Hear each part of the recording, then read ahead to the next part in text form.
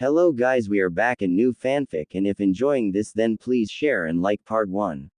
Now let's start the fanfic. It had been 3 whole years since he had been here. 3 whole years of wandering around and training with that pervert Senin Jiraiya. 3 whole years since that fateful day at Valley's End. 3 whole years since he had fought with Sasuke. 3 years he wasn't able to keep his promise to Sakura-chan. Sasuke. The thought of his old rival and best friend seemed to put a gloomy mood over Naruto as he walked through such familiar, and yet unfamiliar, woods to the only place he found acceptance, and yet at the same time, rejection. Konoha. Home. Jiraiya looked over at the blonde young man walking next to him. Cheer up, Naruto. It's been 3 years since you've been back. I thought you'd be excited about seeing everyone and showing off how much stronger you've become. Naruto shook himself out of his foreboding thoughts. Nah, I'm fine, Ero Sennin, just thinking up a way that I can show everyone how badass I am now. The truth was he really was excited about coming back and seeing all the people he held so dear to him. It had been too long since he had seen the people that he considered his friends. After a few more minutes of walking they came to the main gate of the hidden village of the Leaf. Just like I remembered it, thought Naruto. His excitement was growing with each step they took toward the towering gates. 2 guards from the top of the wall jumped down to inspect the 2 road-worn travelers. Who goes there, and what is your business in the hidden village of the Leaf? Naruto stood dumbfounded at what he just heard. What the hell are you talking about? Who am I? I'm Uzumaki Naruto, the future Hokage of Konoha. That's who I am. Jiraiya gave an apologetic shrug towards the 2 guards. Sorry guys, I guess he expected everyone to recognize him, even though he's been gone for 3 years. Jiraiya said this last part while giving Naruto a warning glance. Naruto reluctantly backed off, but still sniffed and turned his back on the 2 guards. One of the guards' eyes lit up with recognition. Ha ha ha ha. It is him. Who could forget Konoha's loudest ninja? I remember watching him at the Chunin exams, when he beat Hyuga Neji. That was an awesome fight. The other guard simply nodded. You're right, it is him. He turned to the white-haired man, who was actually shorter than the blonde ninja standing next to him. Then you must be Jiraiya, the Toad Sannin. Welcome back to Konoha. You are to report directly to Hokage-sama. She's been expecting you. And with that the 2 gate guards gave a signal and the twin gates cranked slowly open. As Naruto and Jiraiya strode by and into the village, one of the gate guards turned to his companion. I didn't know if it was him or not. Last I remembered Uzumaki was one of the shortest ninjas around. Now he's one of the tallest I've seen. His companion merely nodded. He sure has grown in the past 3 years. As they passed through the gate they made their way directly to the Hokage's office, near the center of the village. As they walked by houses and stores, people stopped and stared at the 6-foot-plus ninja that was Naruto. Hey Ero Sennin, why is everyone staring at me? Jiraiya had to crane his neck to look at Naruto's face, probably because they recognize you and are happy that you're back. Jiraiya gave one of his grins. Maybe some girls think you're hot or something. Ha ha ha ha. Naruto could only roll his eyes. Pervert. All he ever thinks about are girls. Come on, let's go see Oba-chan. As they approached the center of the village and the Godime's office, Naruto noticed something was different, but couldn't quite place it. Then it him. Holy shit. They got Oba-chan's mug up on the cliff. Look. Jiraiya followed Naruto's pointing finger. Looks like they do. Now I can look at her all the time. Jiraiya suddenly went crashing to the ground as Naruto knocked him on the top of the head. An occurrence that the Toad Sannin had become rather accustomed to. Pervert Sennin. Naruto wondered if the man ever stopped. Tsunade was reading a report on how many missions there were that needed to be completed. It wasn't looking good. 3 years and we still don't have enough ninja to keep up with the missions. Tsunade moaned and lightly banged her forehead on her desk. There was a knock at the door and none other than Hatake Kakashi stuck his head into the room. Sorry for disturbing your thinking, Hokage-sama, but I just returned from my mission. which was a success, and look who I found standing in the waiting room. Kakashi pushed the door open the rest of the way to reveal Naruto and Jiraiya standing in the doorway. Tsunade's face lit up in one of her very few smiles. Naruto, you've returned. And you've gotten so big. Wow. Tsunade walked around her desk and had to reach up to put her hands on the young man's shoulders. My, haven't you grown up? Naruto grinned and scratched the back of his head. Ah, thanks Oba-chan. I missed seeing you too. And I missed you too. Jiraiya piped up, smiling wide. Tsunade nodded curtly at her former teammate, glad you're not dead yet either Jiraiya. She then turned away from the two, gesturing towards a couple of chairs. Sit, and Kakashi, thank you for bringing these two, I'll document your mission is complete. As Kakashi closed the door behind him, Tsunade turned to the two sitting across from her. I trust you kept Naruto out of trouble Jiraiya. And Naruto, you have improved very much from what I read in Jiraiya's reports. Naruto grinned, yeah, it was really great. Ol Arrow Sennin can be a pretty tough sensei. But it was all worth it, I'm loads stronger now. And as if to emphasize the fact, Naruto flexed both of his arms in a childish fashion. Tsunade smiled in exasperation, he hasn't changed much, but she had to admit though, the kid was ripped. His body had grown amazingly fast over the 3 short years that he had been gone, and Jiraiya had apparently put him through a large amount of physical training. He wasn't overly muscular like a bodybuilder, but she had no doubt that every muscle under his clothes was defined, hard and powerful. Tsunade gave a warm smile towards the blue-eyed blonde, and how were your travels and experiences with Jiraiya? Tsunade gave a hard stare towards Jiraiya. Jiraiya gulped audibly, catching the hidden meaning of Tsunade's words. Naruto on the other hand just laughed. If you're wondering if I'm still a virgin, don't worry, it was usually up to me to save Jiraiya from certain death when he got caught in the woman's showers. Naruto chuckled, besides I don't need a girlfriend. I'm perfectly fine. Tsunade, however, relieved as she was at the news that Jiraiya's habits seemed to have a reverse effect on Naruto, could see that he wasn't fine. Naruto was almost 17, he probably couldn't stop thinking about girls even though he wouldn't admit it. And after such a hard past and having difficulty making friends, he was probably depressed that he had never had the affections of someone other than the few adults who understood and respected him.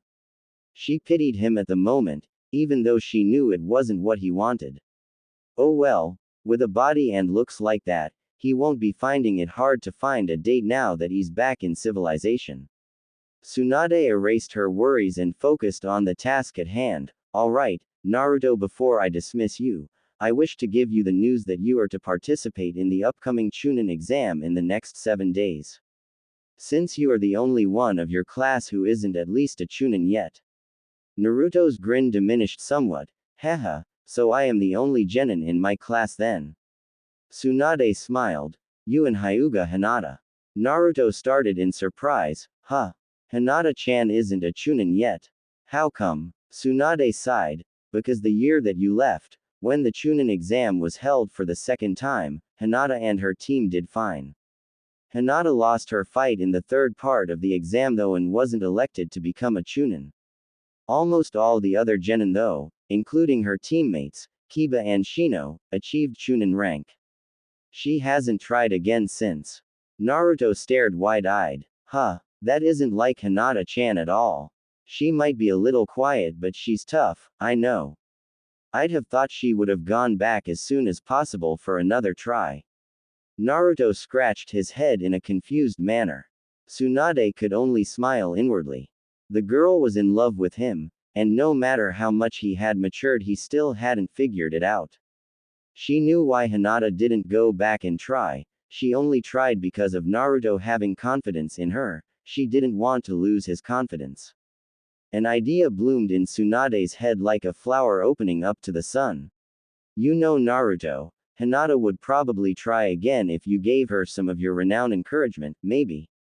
And if she knew that her #1 loudest fan was going to be there as well.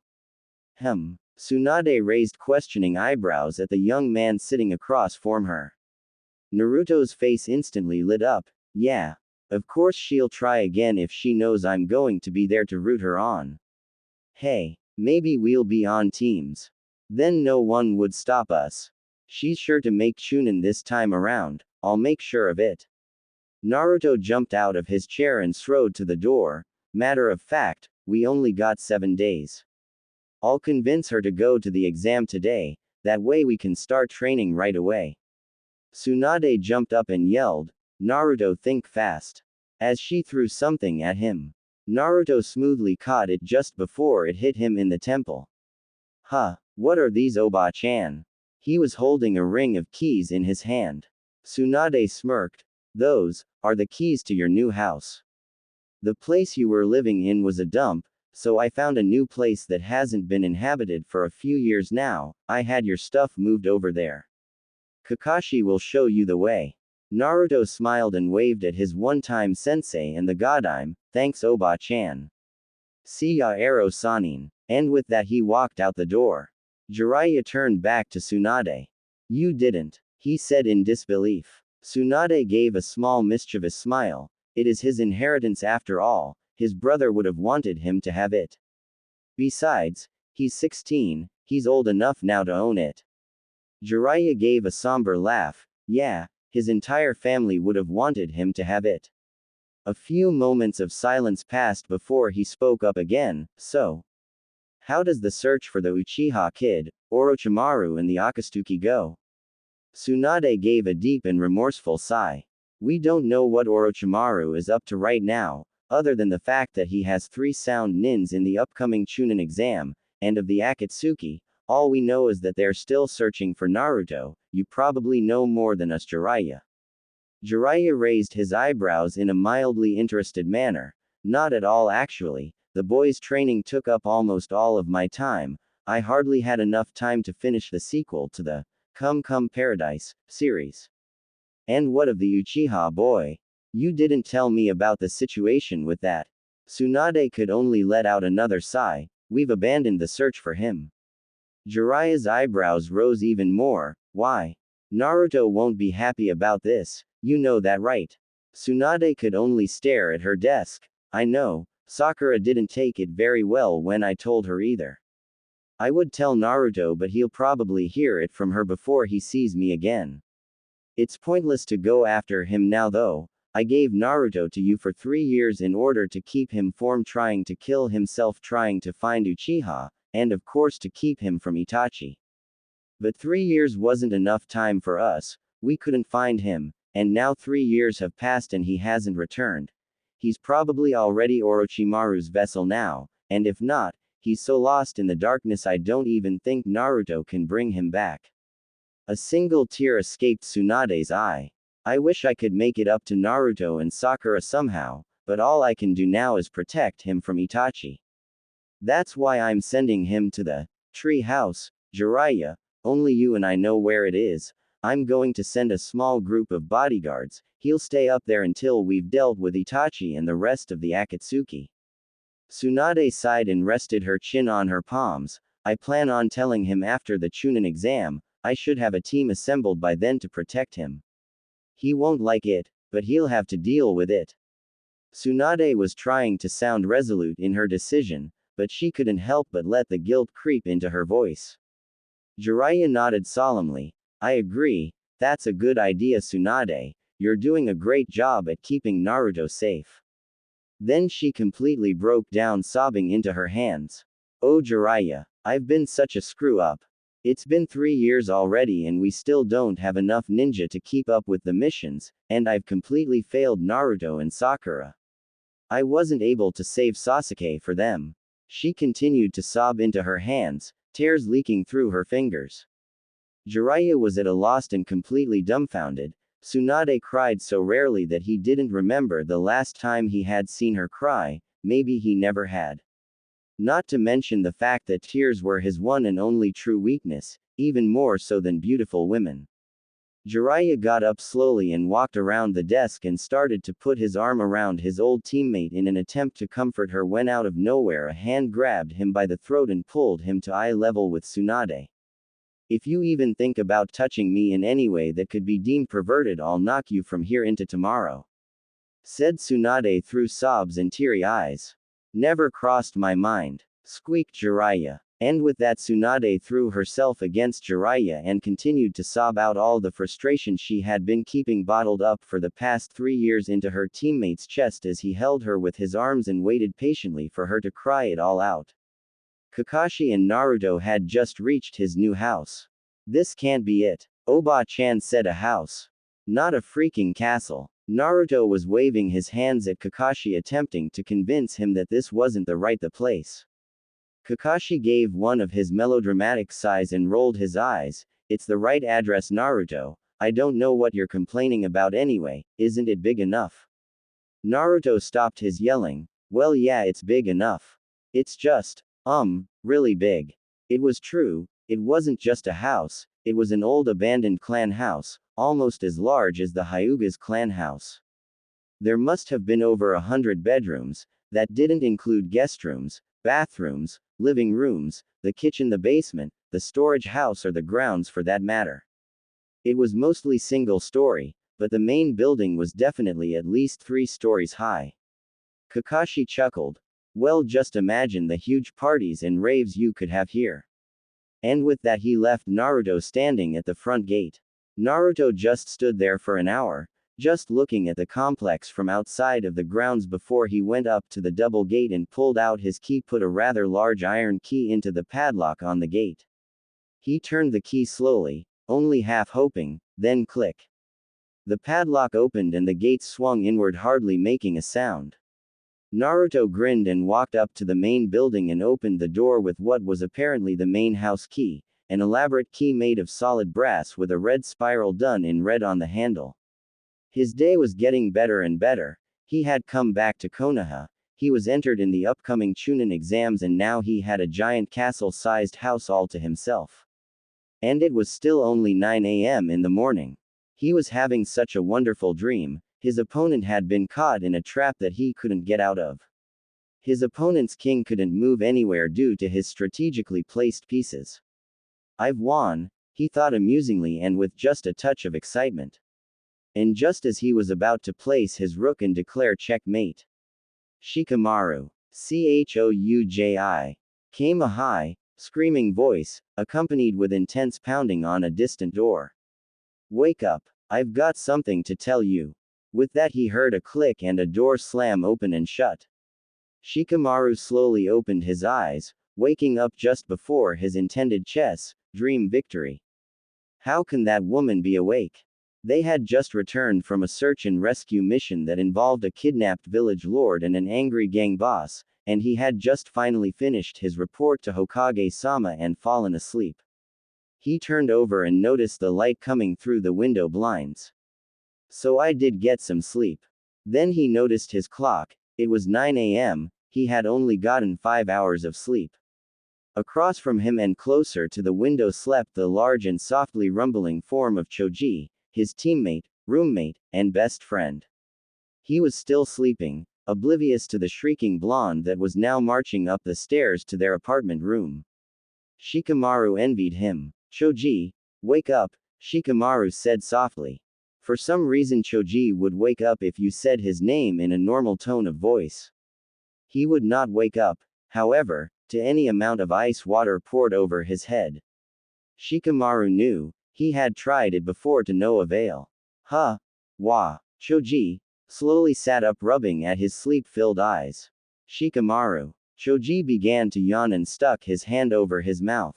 "Wah, you wake me up for?" Shikamaru rolled his eyes and got out of bed. He was still dressed in his customary fishnet shirt, but he had left his Chunin vest hanging on his bedpost. Just listen. There came a pounding on their door and another high-pitched yell. "Guys, wake up. I've got some really awesome news." Shikamaru wondered why the door didn't splinter from the force of her yelling. Chouji rolled his eyes as well. He had black bags under his eyes, as did Shikamaru, he noticed. They had both stayed up till 4 in the morning finishing their mission report to the Hokage in hopes of a day of simply sleeping and lounging about in bed. Ino had said she had important business to take care of and was able to skip out on helping with the report. Does she know the meaning of the word quiet? Or maybe even shut up? There came a pause at the door. I heard that Choji. There was a warning tone in the voice. Choji leaned towards Shikamaru and whispered, "At least she's not breaking anyone's eardrums now." Shikamaru could only grin, for at that moment what appeared to be a storm of blonde hair swept into the room and started pummeling Choji's skull. Shikamaru sighed and waited for the beating to finish. So troublesome. After what appeared to be a blonde fury beating the crap out of poor Choji, Shikamaru spoke up, "What is it you got to tell us, Ino?" Ino turned around to face Shikamaru, leaving a bruised and battered Choji lying dazed on the bed. She had grown out her hair again after her fight with Sakura. It was once again the long ponytail that reached the top of her ankles. She had filled out as well, growing a considerable bosom and well-rounded hips. Many men had asked her out on dates, but she had politely, and sometimes not so politely, refused them, for 3 years straight. Shikamaru sighed. Sometimes it was so obvious that she was in love with Choji that he couldn't figure out how his blocky friend didn't seem to notice at all. And Choji had gotten blocky all right. He was no longer the chubby boy who ate food all the time. He was still very broad and wide, but was now a block of solid muscle, who happened to eat food all the time. Ino would sit out during their group training, saying she had to take a rest. Shikamaru knew it was because she just wanted to watch Choji, which she did, accompanied with blushing cheeks, starry eyes and a lot of sighing. Ino was not usually one to be shy, but when it came to Choji she just couldn't bring herself to tell him her feelings. Shikamaru had heard that she had even taken a 6-month class in cooking. Shikamaru sighed again. He figured if Ino kept this up, which she had for 3 years straight and with no sign of slowing down, they would get together eventually. So he merely grinned from the sidelines watching their drama unfold like a chess game. Choji's almost as bad as Naruto was with Hinata. Shikamaru returned from his thoughts and looked at the excited young woman that was Ino. She was literally bouncing on her toes in overexcitement. "What is it, Ino? You woke us up." Ino stopped her bouncing and frowned at Shikamaru. She had to look up to do so though. Unlike Choji who had gotten wider, Shikamaru had gotten taller, shooting up like a beanstalk. He was even taller than his dad, and one of the tallest junin in the village. "I know. But wait until you hear what Tsunade-sama told me." Shikamaru crossed his arms and waited patiently for the climatic response. "Naruto's come back. And he's staying in that old clan house that they've been wanting to tear down for years." She positively shrieked it. Shikamaru's eyes widened in surprise. He had forgotten Naruto was supposed to be back this year. Choji sat up from his bed, still swaying slightly from the pounding that his skull had received. "Naruto's come back. That is awesome." Ino literally glowed from the compliment unknowingly given to her from Choji. Of course Choji didn't give any sign of noticing. "Let me guess. You came up here to tell us this because you want us to go see him with you. Right." Even though Shikamaru would prefer sleep, he wouldn't mind seeing his one-time teammate again. Ino gave one of her flashy smiles that usually caused most men to get down on their hand and knees and crawl towards her drooling like dogs. It had no effect on either of the young men. "Actually, we're going shopping first. We need to get him some homecoming gifts. Meet me back here in 2 hours, and you better have your gifts." With that she sauntered expertly out of the room, exposing her swaying rear for Choji to see. Choji's only response was to raise his eyebrows slightly in mild interest, then turn to his friend with a weak smile. "I guess you and I are going shopping then, huh?" Shikamaru could only shake his head from side to side in an exasperated manner. Troublesome. Sakura sat in one of the blue seats with her back hunched and her chin resting on the palms of her hands. The seats were cushioned, but her butt was starting to get sore. Across the waiting room, facing her, lounged Kiba. In his often-seen dog fur parka. This one had white fur on it though, and he usually wore it open now, revealing the chest plate that he wore underneath.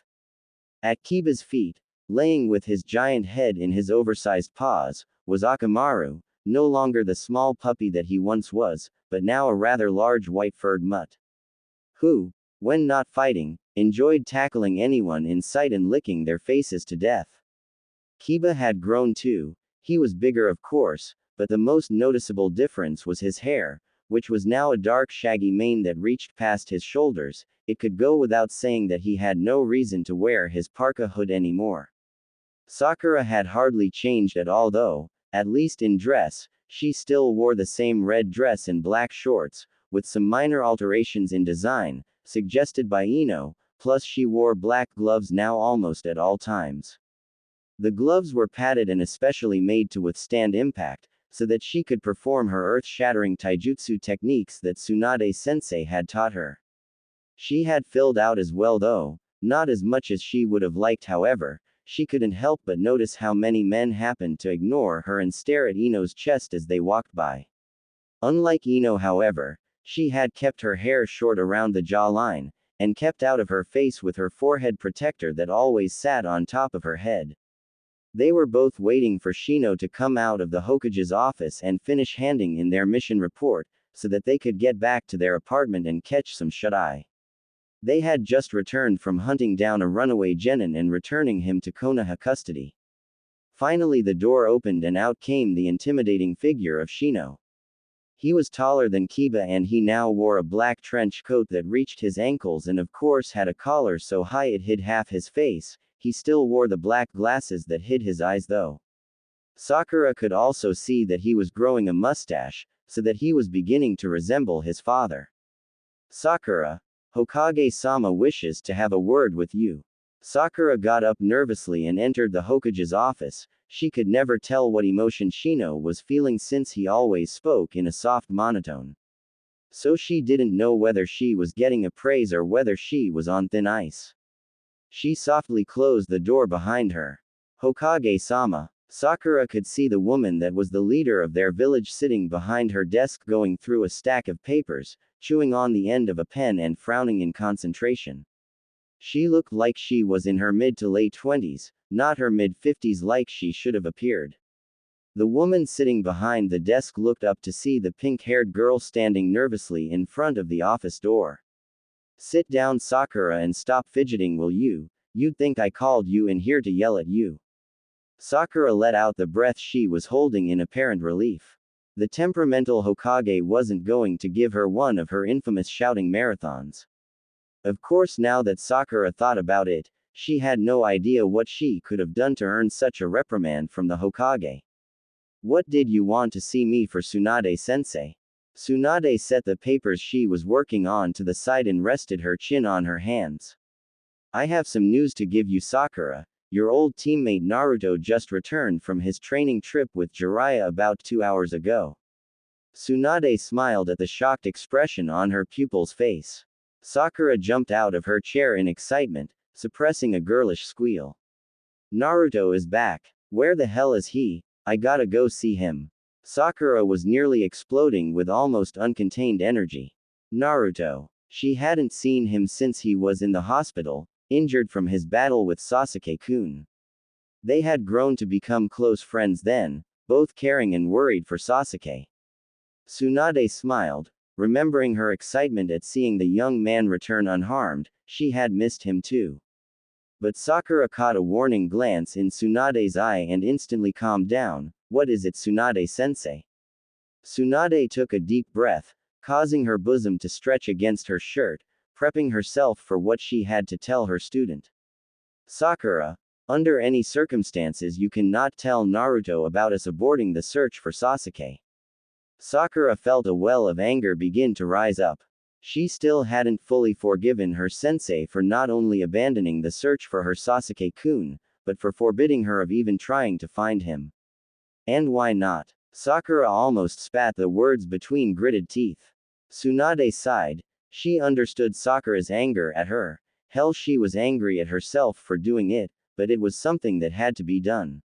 You can still tell him, but you have to wait for a week or so, after the Chunin exams.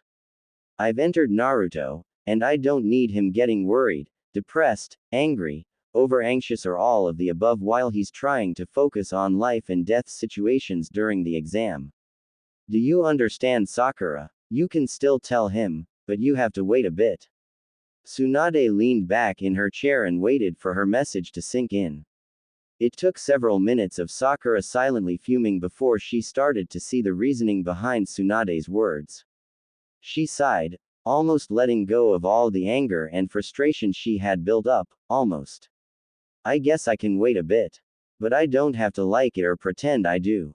And I'm telling him right after the exam, okay. Tsunade breathed a sigh of relief. Sakura had picked up her habit of loud yelling and swinging punches when she got angry. She didn't want to have to knock some control into her best student if she got out of hand. Promise. Sakura bit her lower lip and chewed for a moment before answering. Promise. She said grudgingly. I still don't have to like it though. Tsunade smiled and nodded her head. I didn't expect you to.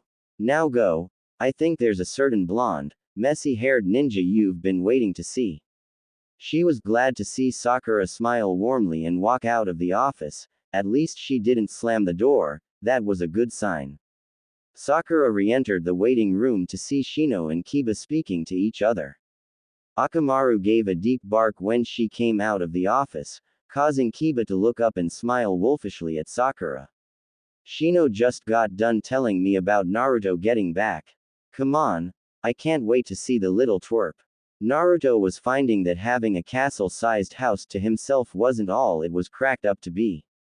He had found his room on the 3rd floor of the main building. It was a big room, with its own bathroom that had a swimming pool-sized bathtub, shower and even its own sauna. The bed was a huge 4-poster made of solid oak, and with silk sheets. There was also a couch, a big screen TV, and a mini kitchen, complete with a full-sized refrigerator. All of his things were in the room, including changes of his old orange jacket and pants that he no longer fit into.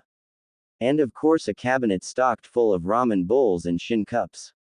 After he dropped off his stuff he decided to do a little exploring of the premises. The 2nd floor of the main building had 2 honorary guest bedrooms, complete with everything the master bedroom had, except everything was on smaller scale and there wasn't a sauna. The entire 1st floor was one big entry room that could be used as a living room. Here everyone came from the front lawn through the entryway and into the rest of the complex behind the main tower. From the outside one could see that the walls of the entire house were white stucco and the roofs were an emerald-colored tile. The front lawn was longer than it was wide, with a cobblestone walkway that led up to the solid oak door of the main tower. Behind the tower it opened up into a square courtyard that was about 100 feet on each side and surrounded by a covered boardwalk. The courtyard had a sand floor with concrete walkways weaving through it, a little stream that ran from one side to the other, and even a little bridge over the river. And of course a few trees, a couple of boulders and some bushes and flowers to finish off the pretty scene. From the boardwalk one could enter other rooms, including the kitchen and dining room which was on the other side of the main tower, and into other sections of the house complex. Naruto found that the only rooms that were cleaned were the ones in the main tower. Almost every other room in the tower was empty and dusty. The kitchen was devoid of any cooking materials, and the dining room lacked even a table. Of course Naruto figured the table would have to be several yards long in order to fill the narrow room. He could tell he was only expected to live in the main tower. He had everything he needed there. This place was apparently meant for an extensive family, and he was the only one here. He suddenly felt very alone while standing in one of the empty rooms, watching the dust float off the sunrays. He had no family. He may have never had a family. For all he knew he was the Kyuubi reborn as a child. He quickly rubbed tears from his eyes with the palms of his eyes. He wasn't going to cry about this, he cried enough over it already. He quickly went back to his room, skipping over the other unopened rooms, and began to unpack his things with an unnatural vigor, as if he wanted to feel at home as quickly as possible.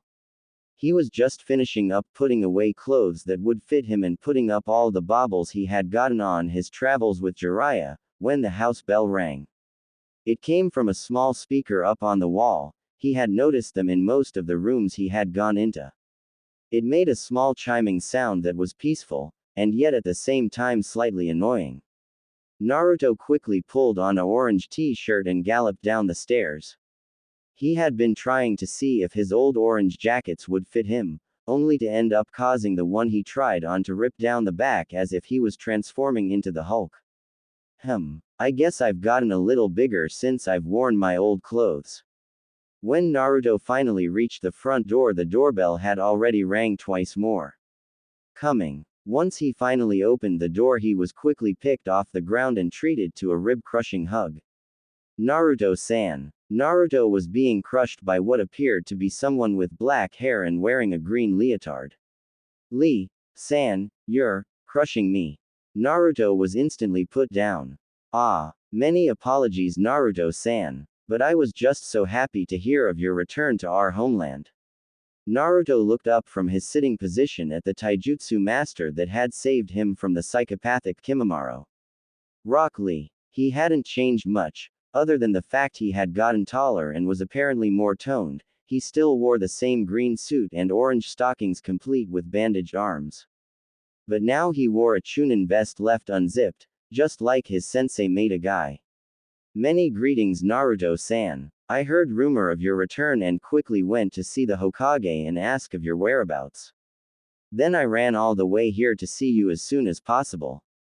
Lee smiled and struck his nice guy pose. Naruto could only gape at the amount of energy Lee-san projected. He seemed to be the only person who beat Naruto in stamina and hard work. Hey Lee-san. Naruto stood up and grasped Lee's hand in a vigorous handshake, that ended up with Naruto massaging his hand, wondering how many bones were broken. It's good to see you, to Lee-san. Lee-san smiled wider. Many thanks, comrade. I have brought you, what do they call it? A homecoming gift. Lee-san produced from his vest a small, poorly wrapped package and handed it to Naruto. Naruto examined the present, which was wrapped in green wrapping paper, which he noticed matched Lee's ninja outfit. Lee, you shouldn't have. Lee let out a jovial laugh. Nonsense, my friend. It was my pleasure. Naruto examined the package a bit more before opening it. Inside was a box, and when he opened it, he could see that inside lay two neatly folded strips of white cloth. Naruto pulled both out. Each strip was about 4 feet long. What are they? Lee held up his arms and pointed at the white bandages wrapped around his arms and smiled. Try them on, Naruto-san. I wish to see how you look in them.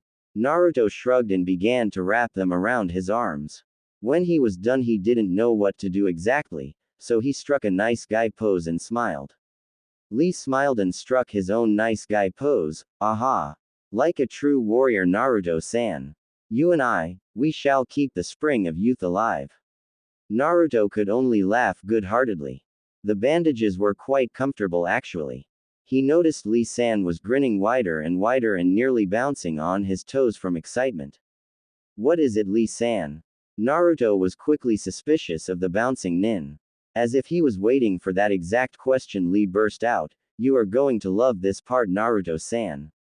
Naruto could only frown in confusion. Please, my friend, try gathering your chakra into your armbands. Trust me, you will like this. Naruto continued to frown and began to gather a little bit of chakra into the arm bandages. Okay, now what? Lee-san smiled. Release it. Naruto scowled. What? But Lee was persistent. Just release it. Naruto did as he was asked and was instantly shocked at what he saw. The chakra in his armbands should have dissipated after releasing it, but instead the chakra was still there in the armbands, swirling around, visible to his eyes. Whoa, cool. They store chakra. Lee-san smiled his widest. Yes, they do. They are just like mine. You can store an equivalent amount of chakra in your armbands equal to how much you normally have fully rested, and you can save it for later at any time.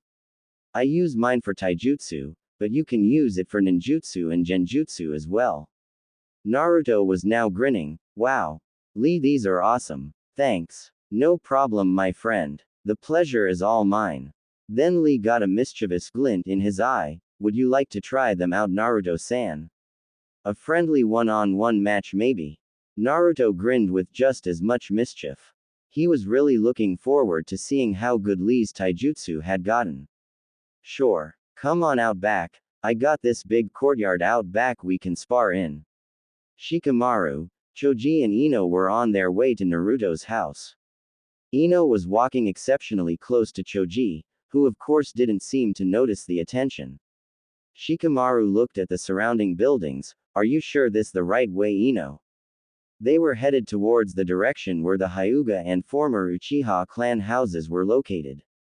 Ino glared at Shikamaru. Of course this the right way, you baka. I would never get us lost. Choji snorted around a mouthful of chips. You got us lost in that forest when we were running away from that gang boss and his thugs, and while we were trying to get the village lord to safety. He then promptly stuffed another handful of chips into his mouth. Ino began to pout. That wasn't my fault, Choji. It was that stupid map the village folk gave us. Shikamaru sighed. Let's just find his house, give him our gifts and get back to bed. I really need to catch up on some sleep. He had bags under his eyes that were probably visible from 100 yards. Shikamaru had in his hand a book on How to Master Chess and Your Opponent. It was his gift to Naruto.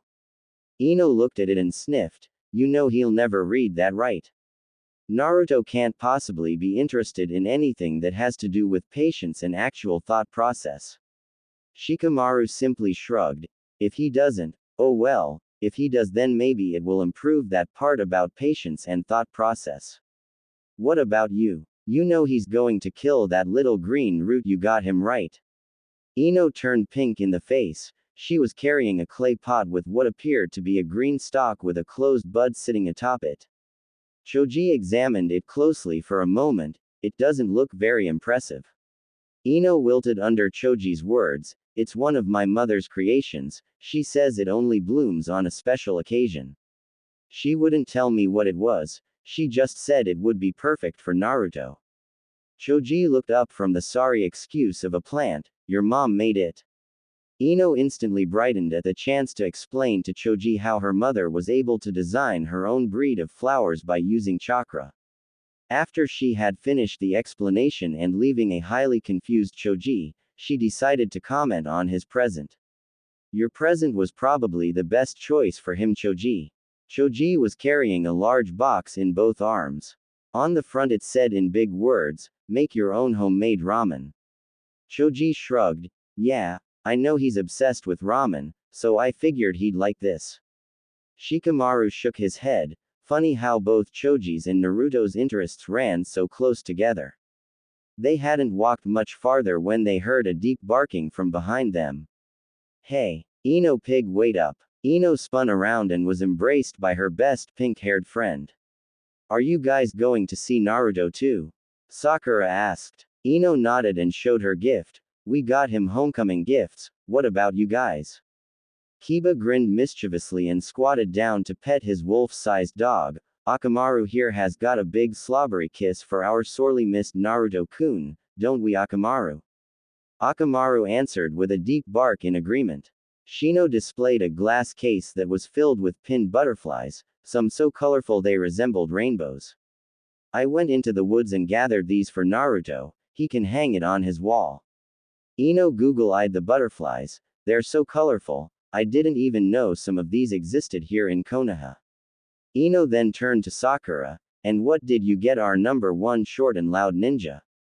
Sakura looked at Ino with knowing smile. That's for me to know and you find out, Ino pig. Ino grinned wickedly. Ooh, forehead girl got Naruto some smoochy I think. Sakura blushed at the suggestion. No, I didn't. It's just something that both of us find some importance in. You wouldn't understand. And with that she stuck her nose in the air and strode past Ino towards Naruto's house. The others followed behind, sniggering amongst themselves. Rasengan. Naruto slammed the whirling vortex of energy into the boulder, completely demolishing it. Lee-san had just been standing there a split second ago. Shit. He has really gotten faster. Naruto heard the taijutsu master's voice behind him. Aha. Not bad, Naruto-san, but you'll have to be faster than that if you wish to hit me. With that, Rock Lee charged Naruto and performed a sweep kick with his right leg. Naruto easily dodged it by ducking low, but Lee kept spinning and brought his foot back around for a second kick. It was so fast that Naruto didn't have time to even block. Lee's foot connected with Naruto's face and sent him skidding into a tree about 20 feet away. That was the third time Lee had sent Naruto flying. Naruto got up quickly, on the lookout for any follow-up attacks. I am impressed, Naruto-san, you stand up when many would fall with such hits. Naruto merely grinned, he was having the time of his life. Lee-san grinned too and charged again. Halfway to Naruto he suddenly seemed to become blurry and then disappeared from sight.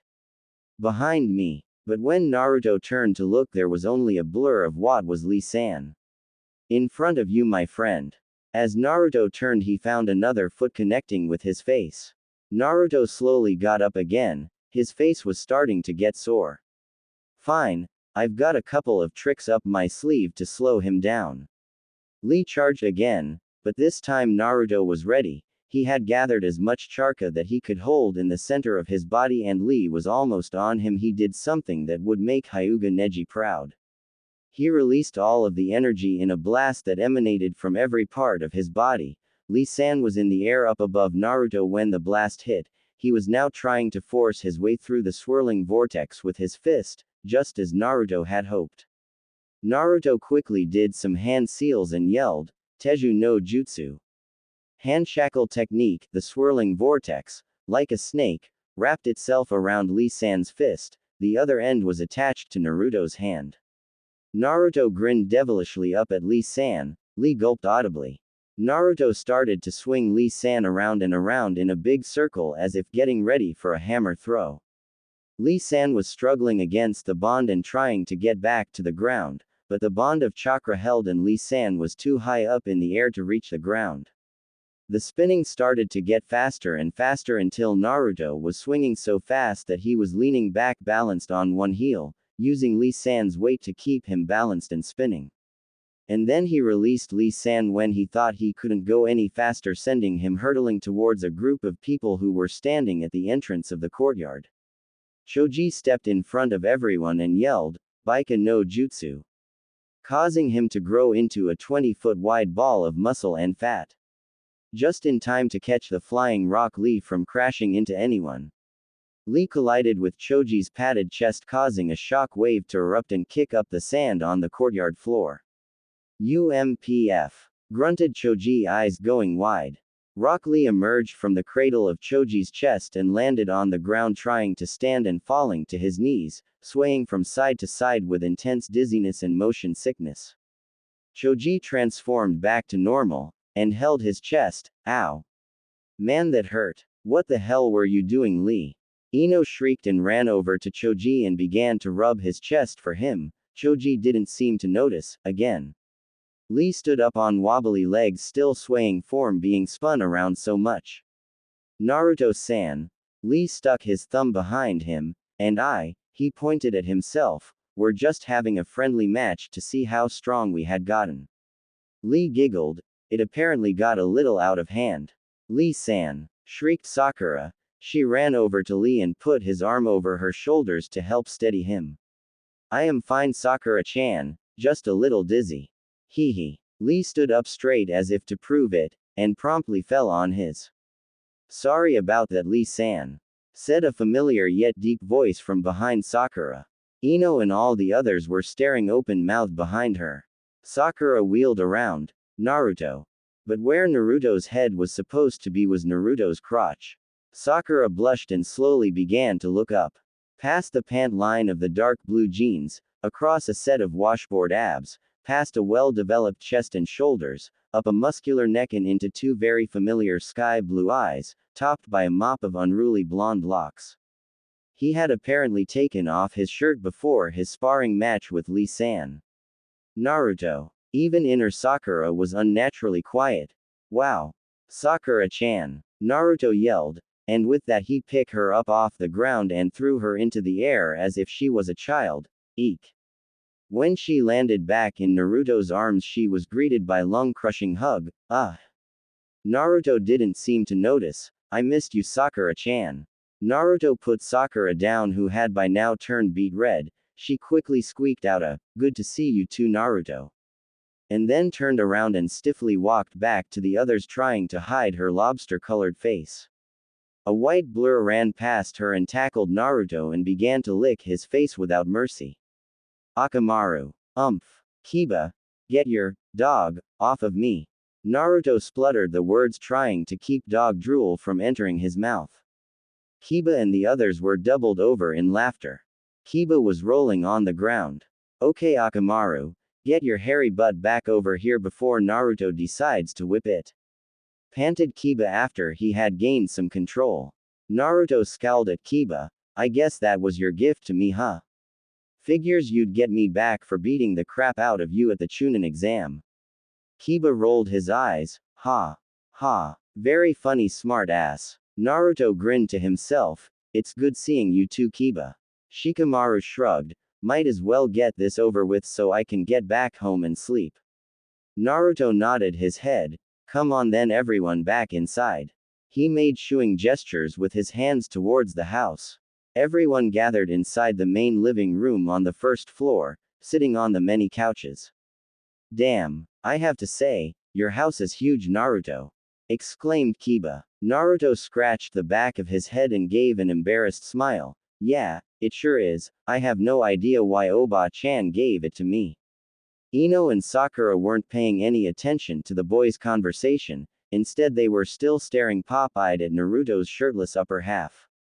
Shikamaru noticed the bandages wrapped around Naruto's arms. I'm guessing those are from Lee-san.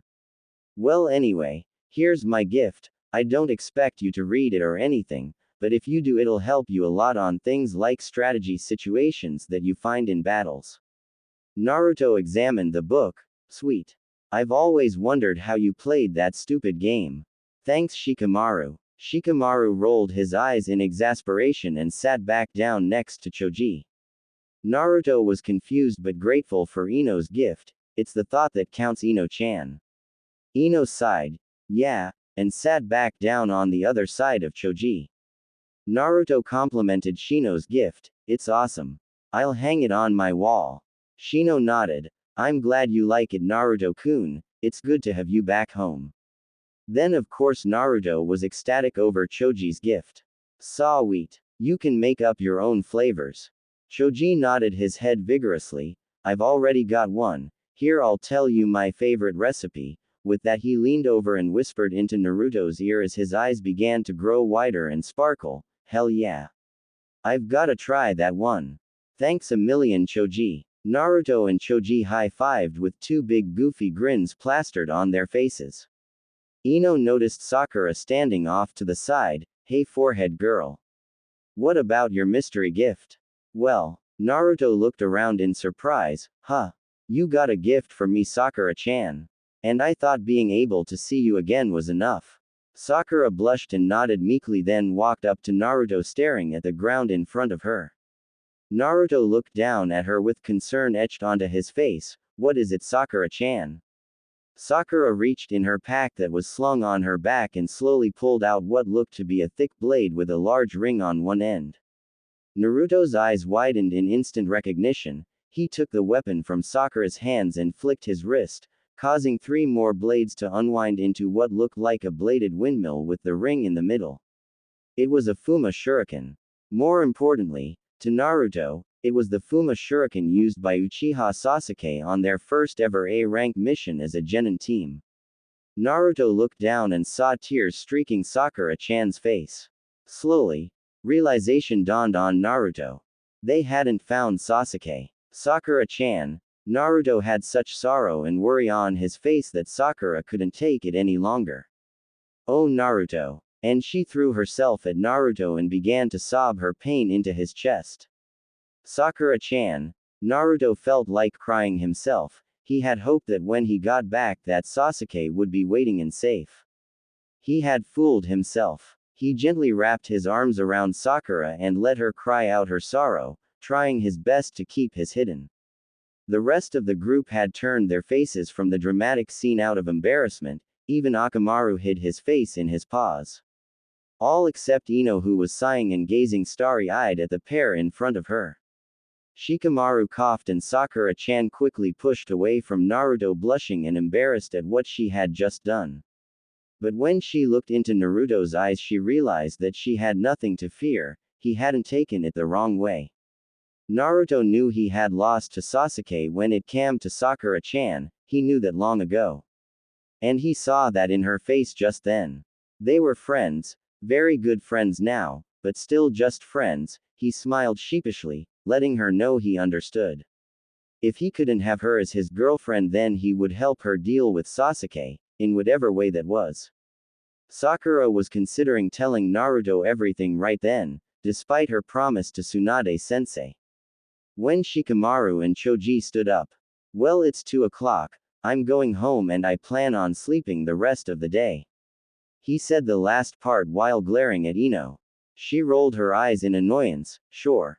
Whatever. Naruto's head snapped up. 2 o'clock. He grabbed all his gifts and put them in a pile next to one of the couches, and pulled on his orange shirt while running towards the front door. Hey, sorry guys. But see you tomorrow, I guess, later. And with that, he ran out of the house and towards the front gate. Sakura yelled after him, Naruto. Where are you going? Naruto yelled over his shoulder while waving goodbye, I've gotta go see Hinata-chan. It's important. Later. And exited the front lawn and began to run down the street towards the Hyuga clan house. Ino frowned with confusion. What's so important about Hinata-chan that he has to run out on us at only 2 o'clock in the afternoon? Shikamaru sighed and walked down the steps from the front door, heading towards the gate and ultimately, bed. He sighed again and looked at the clouds in the sky. Was he the only one that ever noticed these things? Naruto ran as fast as he could. He hoped he remembered where the Hyuga house was. Luckily, it wasn't too far away from his own clan house. He had gotten back to Konoha somewhere between 7 and 8 in the morning. He had been planning on convincing Hinata-chan to join him in the Chunin exam and start their training that day. However, he had gotten caught up in exploring his new home. Then Lee-san had come and challenged him to a friendly, one-on-one sparring match that turned a little rough halfway through.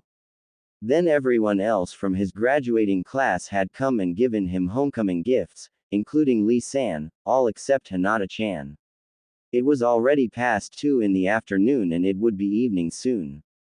He had to convince Hinata-chan now, so that they could get some training in before she had to go home.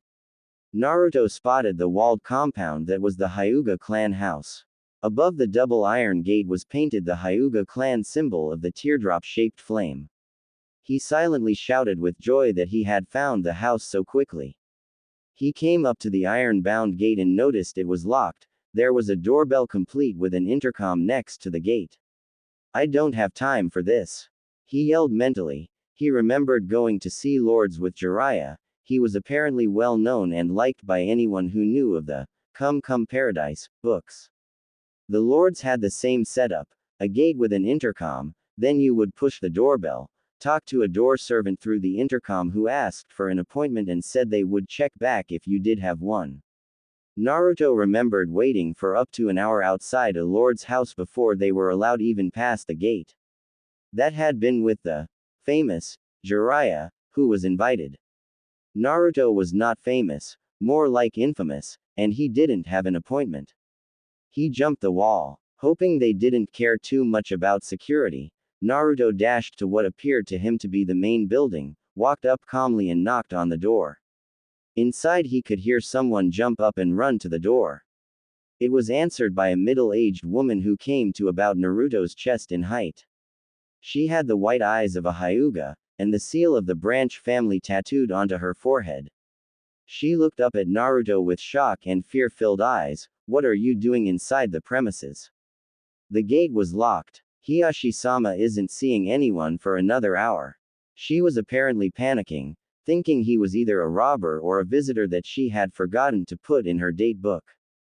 Naruto laughed and scratched the back of his head. I'm not here to see Hinata-chan's father, I'm here to see Hinata-chan. Sorry, it's kinda important, so I didn't have time to wait for someone to let me in, so I, kinda jumped the wall. Sorry. But you gotta understand it is important and I didn't have a lot of time. The woman calmed down rather quickly, then got a glint in her eye and smiled knowingly. Ah. I see. She then proceeded to look Naruto up and down, as if inspecting him. Naruto suddenly remembered that all the Hyugas could use the Byakugan, and turned scarlet red and tried his best to cover his vital areas with his hands. What was wrong with this woman? The woman finished her inspection. Not bad if you ask me, I'd say you're a pretty good one for her first. Young and fit, that's how I like him myself, haven't had to worry about that though ever since I got married, ah well. Be a dear and stay right here, I'll send someone to see to you. And she opened the door the rest of the way to let him in, then quickly disappeared down a hallway. Her first marriage. What was that old bat talking about? And who was this her that she was referring to? Naruto didn't have enough time to dwell on his thoughts, for coming into the room was not Hinata, but Hisashi, her father. Hisashi stopped halfway into the room, his eyes widened only slightly in recognition. Uzumaki, I presume, so it was true that you have actually returned to Konoha. His eyes narrowed. What brings you to my household, and without proper invitation? Those eyes. Hisashi was staring hard at Naruto with eyes as cold as ice. He had seen those eyes before, the coldness and accusation they held. Almost all of the village elders, and anyone else who could remember the attack of the Kyuubi looked at him that way. Naruto was only an inch or two taller than Hisashi, but the Hyuga Lord made Naruto feel as if he was only half his height. Hiyashi's eyes only narrowed even more at the lack of response. I ask again, what was so important to you, that you had to jump my household wall to get here, Uzumaki? A well of anger began to rise in Naruto, like a fire starting in his gut and working its way up his chest. When Hisashi had paused in saying his name, he could almost hear him say, Kyuubi. He suddenly didn't feel so much smaller anymore. Naruto stood up straighter, trying to make himself taller. I came here to see Hinata-chan. It's about the Chunin exam. I want her to enter so that she can pass it with me and become a Chunin. Hisashi was silent for a moment before giving his answer, no. Naruto's eyes widened in anger. What the hell do you mean no? Hisashi grimaced. No, as in, Hinata is not taking the Chunin exam. I will not allow her to disgrace this family again. Naruto could only gape open mouth at what the Hyuga Lord just said. What? I thought you would want Hinata-chan to get stronger so that she could be a strong heir. What was wrong with this guy? Hisashi stared at Naruto with icy patience. Hinata is no longer the heir to the Hyuga clan. I have relieved her of that position and would have put her in the branch house if I could. I have appointed my second daughter, Hanabi, as my successor. Naruto's anger was beginning to get close to its limit. Why would you do something like that? He said through gritted teeth. Hisashi merely stated his reply in cold indifference, because she is weak. Not only was she defeated by a member of the branch family, she failed her second attempt at achieving Chunin rank. She chose not to try again. She has dishonored this family and she has dishonored me. She is not fit to be the heir to the Hyuga clan. Naruto closed his eyes, trembling with anger and clenching his fists at his sides. If he was a younger Naruto, a less mature Naruto, he would have thoughtlessly attacked Hinata's father and probably been soundly beaten, if not killed. Naruto raised his eyes to meet Hiyashi's. He would not look away. Hinata is not weak. He was still trembling and trying to talk through his grinding teeth. Hisashi smirked, and Naruto realized the man did not smile often for a very good reason. He was twice as intimidating by just giving a small, half smile. Naruto did not take his eyes away from Hiyashi's though. You truly believe that, don't you? You truly and foolishly believe that. Naruto kept his gaze on Hiyashi's. I don't believe it, I know it. His anger was beginning to recede, replaced by a rock-hard determination. He would not leave until he had talked to Hinata-chan, even if he had to fight to stay inside the grounds. Hisashi noticed the look in Naruto's eyes and his smirk dropped, replaced by his normal scowl. They stared at each other for what seemed to be hours before Hiyashi spoke again. Very well. She can do as she wishes, it is no concern of mine. She is weak, and if she wishes to embarrass herself, then so be it. But she will not wear the crest of the Hyuga family if she enters the Chunin exam. She will not shame my house again. And with that he shifted his gaze behind Naruto. Neji, escort the Uzumaki trash out to the gate and then retrieve Hinata for him. He then turned around with a flourish of his robes and strode down the hall he had come from. Naruto glared at the retreating back of Hyuga Hiyashi until he disappeared behind a corner. He then turned around to see a very familiar face calmly watching him. Neji was leaning against the wall with his arms crossed over his chest and his ankles crossed. Neji wore a fishnet shirt with the Chunin vest worn over it. He still had the bandages on his arms like Lee-san, and he wore black leggings that were wrapped with more bandages from the knee down. He was nearly as tall as Naruto, about the same height as Lee-san. His hair had gotten longer, pulled back into a wrist-thick braid that almost reached the ground. Neji only nodded his head, pushed himself from the wall and headed out the door, apparently expecting Naruto to follow him. Naruto caught up to him and the two men walked in silence until they were outside the front gate. Neji turned to Naruto and the two stared at each other for nearly 5 minutes before Neji spoke. I apologized. Naruto shook his head in confusion. What? Neji looked intently at Naruto. I apologized to Hinata for what I did at the Chunin exam. I wanted you to know that. Naruto raised his eyebrows in surprise. You apologized to Hinata-chan.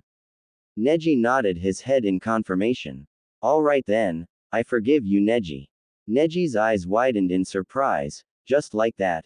You forgive me. Naruto nodded his head. Yep. You're the type 1 guess who would only apologize if he meant it. Neji thought about this, and nodded in agreement. I did mean it, Naruto, and I want to apologize to you as well since I didn't get the chance before you left. I am sorry, you were right and I was wrong.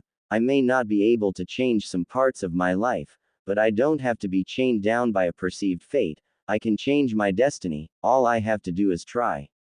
And I would like to start over, Naruto. I would like us to be, friends. You are different than what I first thought of you. I think it would be worth getting to know you better. Naruto was stunned. He had never expected Neji to apologize to him, much less offer to be friends. It took him a moment to recover enough to reply, of course Neji, I forgive you. And I think it would be great if we were friends. Speaking of, remember that all-around defense thing you did on me during the Chunin exam? Neji nodded. Yes, the heavenly divine spin technique. It was rather difficult for me to learn. What about it? Naruto grinned, and scratched the back of his head. Hehe. Well, you see, Ero Sennin apparently dated some chick a while back who was part of the Hyuga clan, and she wasn't too strict about sharing techniques with Jiraiya. Neji's eyes widened in shock.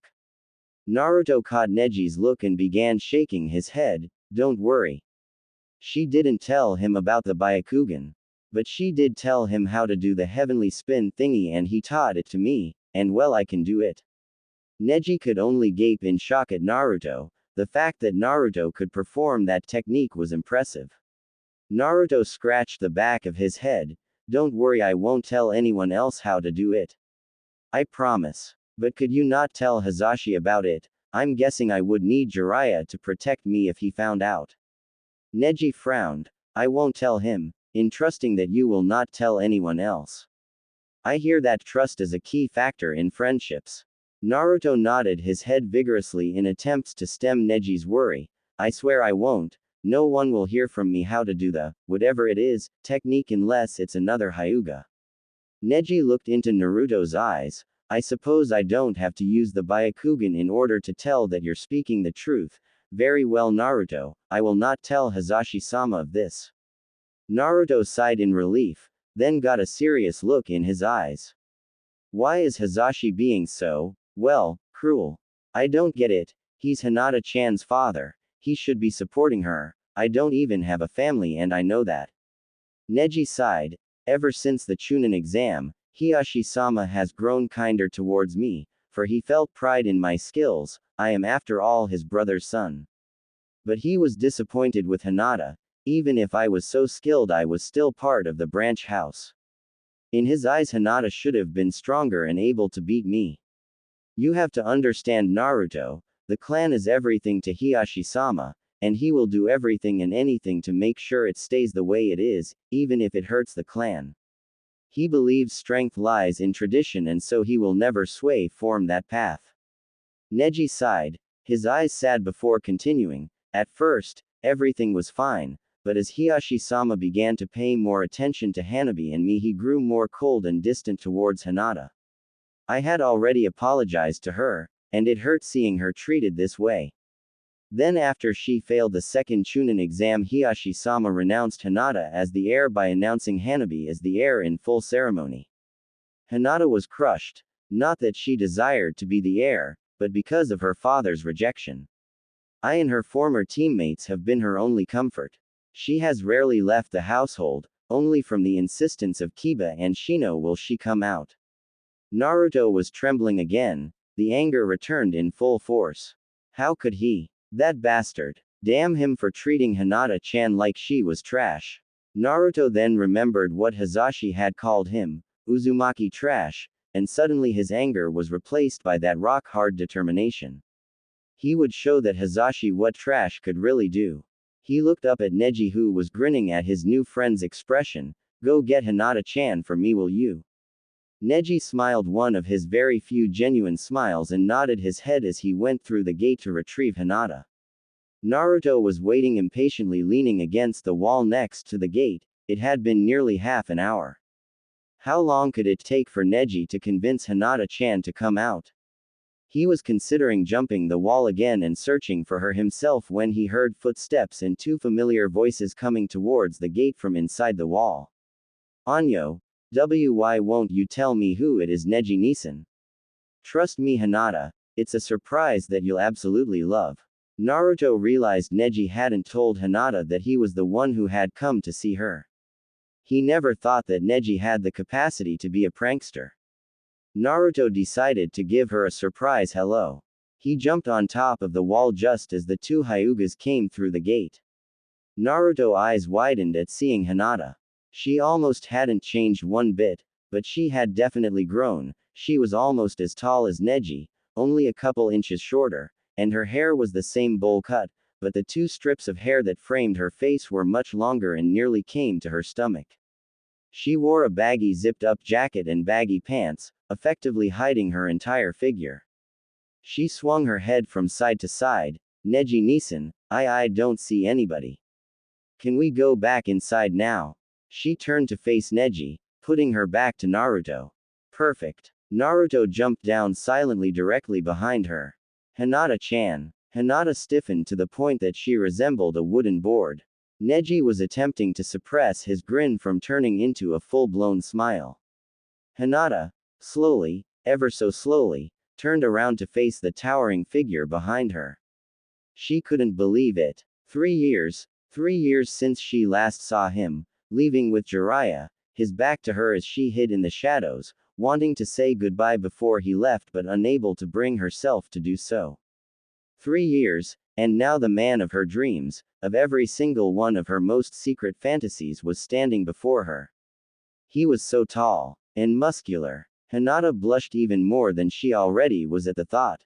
And he still had that self-confident grin and those beautiful golden locks that she had always secretly wanted to run her hands through. And his eyes, those eyes with irises the color of the noonday sky, were looking at her with the utmost joy.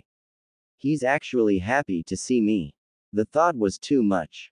Hinata fainted. When Hinata-chan fainted, Naruto didn't know what to think. Had he surprised her maybe a little too much?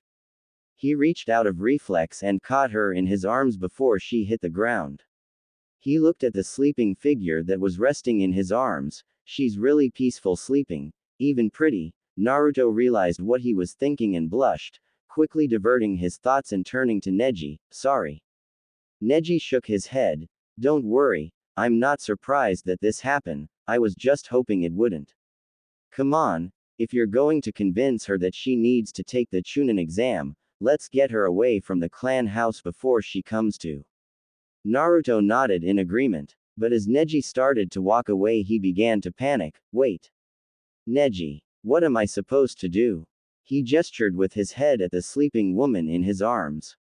Neji simply shrugged. Looks like you gotta carry her. Come on, I know a good place you two can talk. Naruto looked down at Hinata-chan, then sighed and shrugged. Oh well. He put one arm behind her shoulders and one underneath her knees and started to follow Neji. It was okay at first, she was pretty light, but then the sleeping Hinata began to snuggle against his shoulder. Naruto was turning beet red and was walking stiffly, trying his hardest to keep his thoughts from what the sleeping figure was doing in his arms. Hinata awoke from her dream of seeing Naruto return and him actually being happy to see her, when she noticed what she was snuggling was not a pillow or a bed, but a very firm chest. Her pale eyes slowly looked up to be met by sky blue ones. Hey sleepy head, rise and shine. Naruto grinned down at her. Hinata squeaked and fainted again. Naruto rolled his eyes and sighed under his breath, at least she wasn't snuggling him anymore. After about 15 minutes of walking through some woods, they came to very familiar place to Naruto. They were at the training posts, the first time Hinata-chan had truly held a conversation with him, and he started to consider her as one of the people he held precious. Neji gestured toward the ground. Go ahead and lay her down here, I'm going to go and do some chores. I'll be back in a few hours, this way you two can get some privacy and you might have a better chance of convincing her if no one else is around. Neji began to walk back the way they came. Neji, wait. What if she faints again? Neji yelled over his shoulder while walking away, then just wait for her to wake back up. She has to stop fainting sometime. Naruto growled, but complied. He lay Hinata down on the dry grass and sat a couple feet away waiting for her to wake up. He didn't have to wait long, she began to stir and sit up, rubbing at her eyes. Please don't let her faint again when she sees me. Hinata-chan. Hey, it's me Naruto. You remember me? Naruto spoke softly, hoping not to startle her. Hinata looked up very slowly. Na Naruto-kun. She said so softly that Naruto had to strain his ears to hear her. Yeah, it's me. Good you didn't faint this time. Sorry about surprising you back at your house, I didn't know I'd scare you so much. Naruto scratched the back of his head as he apologized. Hinata smiled meekly and began to twiddle her fingers while staring at her feet, an old habit she had whenever she got nervous. It's okay Naruto-kun, you just surprised me, that's all. Then Hinata noticed where she was. Why are we here? She was blushing furiously. It hadn't been a dream after all, he had been happy to see her and he had carried her in his arms. Naruto grinned, so that I could talk to you, I carried you while Neji showed me the way here, he left to do some chores so we could talk. Hinata's heart jumped and began to beat faster. Naruto-kun wanted to talk with her. He wanted to talk with her. Hinata froze, her heart pounding so hard she was afraid Naruto-kun could hear it. What about? Naruto got a serious look, making Hinata's heart skip a beat, he was so handsome. I want you to take the Chunin exam. Oba-chan's already registered me for it and it's in 7 days. I know you can do it Hinata-chan, and together we'll definitely pass. Hinata began to panic. But father, he'll never let me. Not unless I don't wear the clan C crest. He would never forgive me, she was fighting to keep back the tears.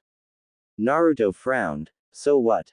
He yelled, standing up suddenly, causing Hinata to jump in fear that she had angered him somehow. So what? Who the hell cares what that head thinks? Hinata couldn't believe her ears. Naruto-kun was insulting her father. The man who could probably kill with one cold glance. The man whose power she had always feared her entire life. Naruto-kun, why you must not say such things. But Naruto just barreled over her reply. He was shouting now and pacing back and forth. Yes, I must. Your father treats you like trash, Hinata-chan. You deserve better. You may think you're not good enough, but I know you are. You are strong, Hinata-chan. I've seen it. So what if you didn't beat Neji? So what if you didn't pass the second exam? I believe you're strong because you kept getting up, never staying down. That's strength, Hinata-chan. And if your father can't realize that, then I say screw him and his family crest. I say try again. Come on, Hinata-chan. Show me that you're strong. Naruto's voice quieted and he held out his hand for Hinata. Please don't make me out to be a liar, Hinata-chan. And with that he smiled his confident grin, waiting patiently with his hand extended down to her.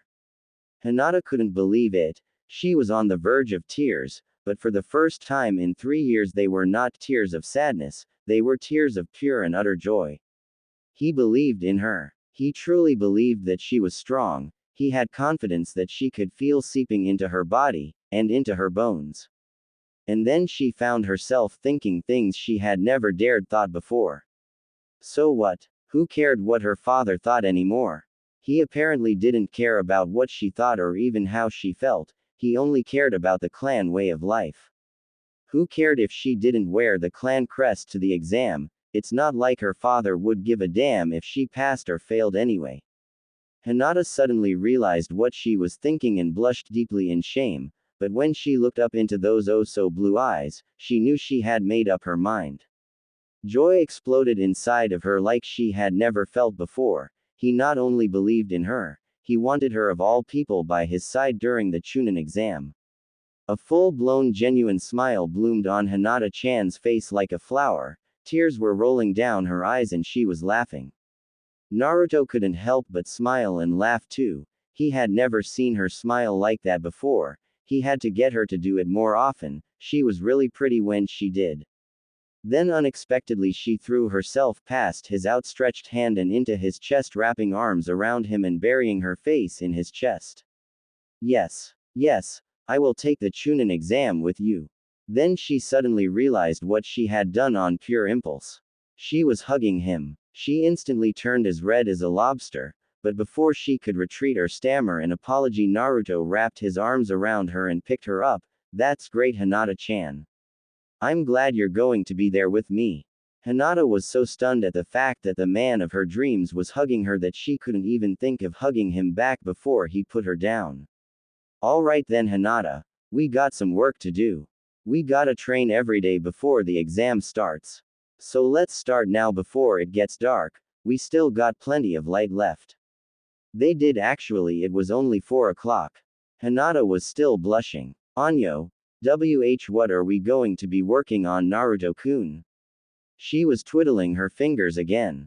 Every day. She was going to be with Naruto-kun all day every day for the next week. It was like a dream come true. It wouldn't be like school. He would actually talk to her and focus his attention on her. It was almost too much. Naruto grinned. Well, I've been training for 3 years, and you almost quite being a shinobi for just as long, so, we'll be mostly working on your techniques and stuff like that. Hinata paled. She was happy and terrified at the same time. He would really be paying attention to her now, but that meant he would see her mess up. She couldn't bear the thought of disappointing him. Naruto didn't seem to notice though. Alright, I know your clan does the Jiyuken style of fighting, but what I guess, from watching your fight with Neji, is that you're not very good at close quarters combat, am I right so far? Hinata wilted under Naruto-kun's criticism, but nodded anyway. Hi. Naruto nodded. Alright then, I'll just have to teach you something different that will make you better. Hinata looked up surprised. What are you going to teach me, Naruto-kun? She whispered anxiously. She didn't want to disappoint him by failing at learning what he was going to show her. Naruto grinned. I got this awesome idea for you, Hinata-chan. Alright, when you use Jiyuken you're making a spike of chakra that's used to damage your opponent's chakra system when you make contact with them, right? Hinata nodded, surprised at Naruto's knowledge of her clan's style of fighting. Naruto was starting to get excited. Okay. Say that I could teach you how to shoot those spikes of chakra at a distance. That way you wouldn't have to worry about being fast enough to hit the right spots on your opponent, you could take your time and aim. Plus you wouldn't have to worry about being hit, you could take down enemies from a distance. Wouldn't that be great? Hinata's eyes widened in shock. Use her Jiyuken from a distance. That had never been done before. But Naruto-kun, how could I do that? When I release my chakra it dissipates almost instantly. Naruto laughed. Don't worry Hinata-chan. I got it figured all out. Naruto grabbed a stick and began to draw in the dirt, gesturing toward Hinata to come closer so she could see. She slowly creeped closer, bending over his shoulder so she could see. Naruto had drawn two figures. One was apparently using Jiyuken, making the chakra spike very visible. The second figure was launching the chakra spike from their palm. Okay, normal Jiyuken. Naruto pointed at the first figure. What happens when you try to throw a Jiyuken chakra spike? Naruto took his finger and erased the chakra spike from the second figure. It dissipates, just like you said. Hinata nodded. Seeing that Naruto continued, all right, well I figured that if you put spin to it, it would be able to last longer while flying through the air. Kinda like a bullet, the faster it spins the farther it flies. Naruto redrew the erased chakra spike, except this time drawing a spiral around to show that it spun. Understanding dawned on Hinata. Why, you could teach me how to do that, Naruto-kun. If she could do this her Jiyuken would be nearly unstoppable. Naruto grinned wide. I sure can. It's just like when I trained to learn Rasengan. Except without step 2 or 3, I'm just going to teach you how to spin your chakra in your palm as fast you can.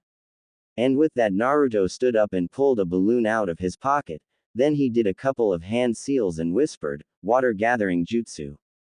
The water from the ground began to rise up and formed into one stream and poured into the balloon, filling it up. Then he tied it off and handed it to Hinata-chan. Okay Hinata-chan, focus your chakra into the water in the balloon and try to spin it as fast as you can. You'll know you got when the balloon is almost as flat as a pancake.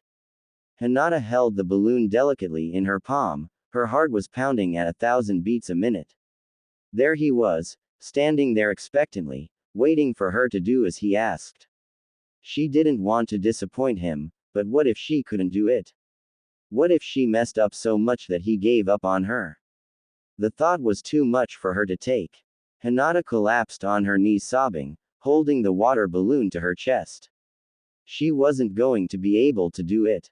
Her father was right, she wasn't good enough, she was a failure, she had failed him and now she was failing Naruto-kun because she knew she couldn't do it. Naruto stood dumbfounded at the sight of the crying girl crouched at his feet. He never knew what to do when a girl cried around him. He was tempted to run away out fear of messing up whatever he tried to do. But he felt that that wasn't the right thing to do here. So he slowly got to his knees and placed his hand on Hinata-chan and began to rub her back. Hinata-chan, what's wrong? Through choked sobs he could hear her reply, I'm sorry, Naruto-kun, I can't do it. I'll let you down. Naruto suddenly felt the very strong urge to protect Hinata-chan, from well, everything, her father, her fears and worries and anyone else who would hurt her. Without thinking Naruto slid his arms around Hinata, lifted her so she was sitting up and hugged her to him so that she was crying into his shoulder. Hinata froze. Naruto-kun was hugging her again, but this time it was different. She suddenly felt very warm and she had a feeling of security and safety. She soon felt that she didn't want to cry anymore. He hadn't turned away, calling her a failure, he had instead showed her that he cared and that he still believed in her. Hinata felt her arms wrap around Naruto as she rested her head on his shoulder. They sat there like that, holding on to each other, for what seemed like forever to Hinata, before Naruto spoke. You can do it, Hinata-chan. I know you can, you just have to keep trying. Naruto paused. Trust me. Hinata was overwhelmed with confidence and something she had not felt in a long time, determination. Thank you Naruto-kun. Naruto pulled away from her so she could see his face, and smiled. No problem Hinata-chan, you're my friend, and I know you can do it. Hinata was shocked and then a sense of joy seeped in to replace it. Friend, he had just called her friend, this was more than she could ever hope for. She thought she was just going to be his teammate, and she was planning on being the best one she could. But he had called her friend.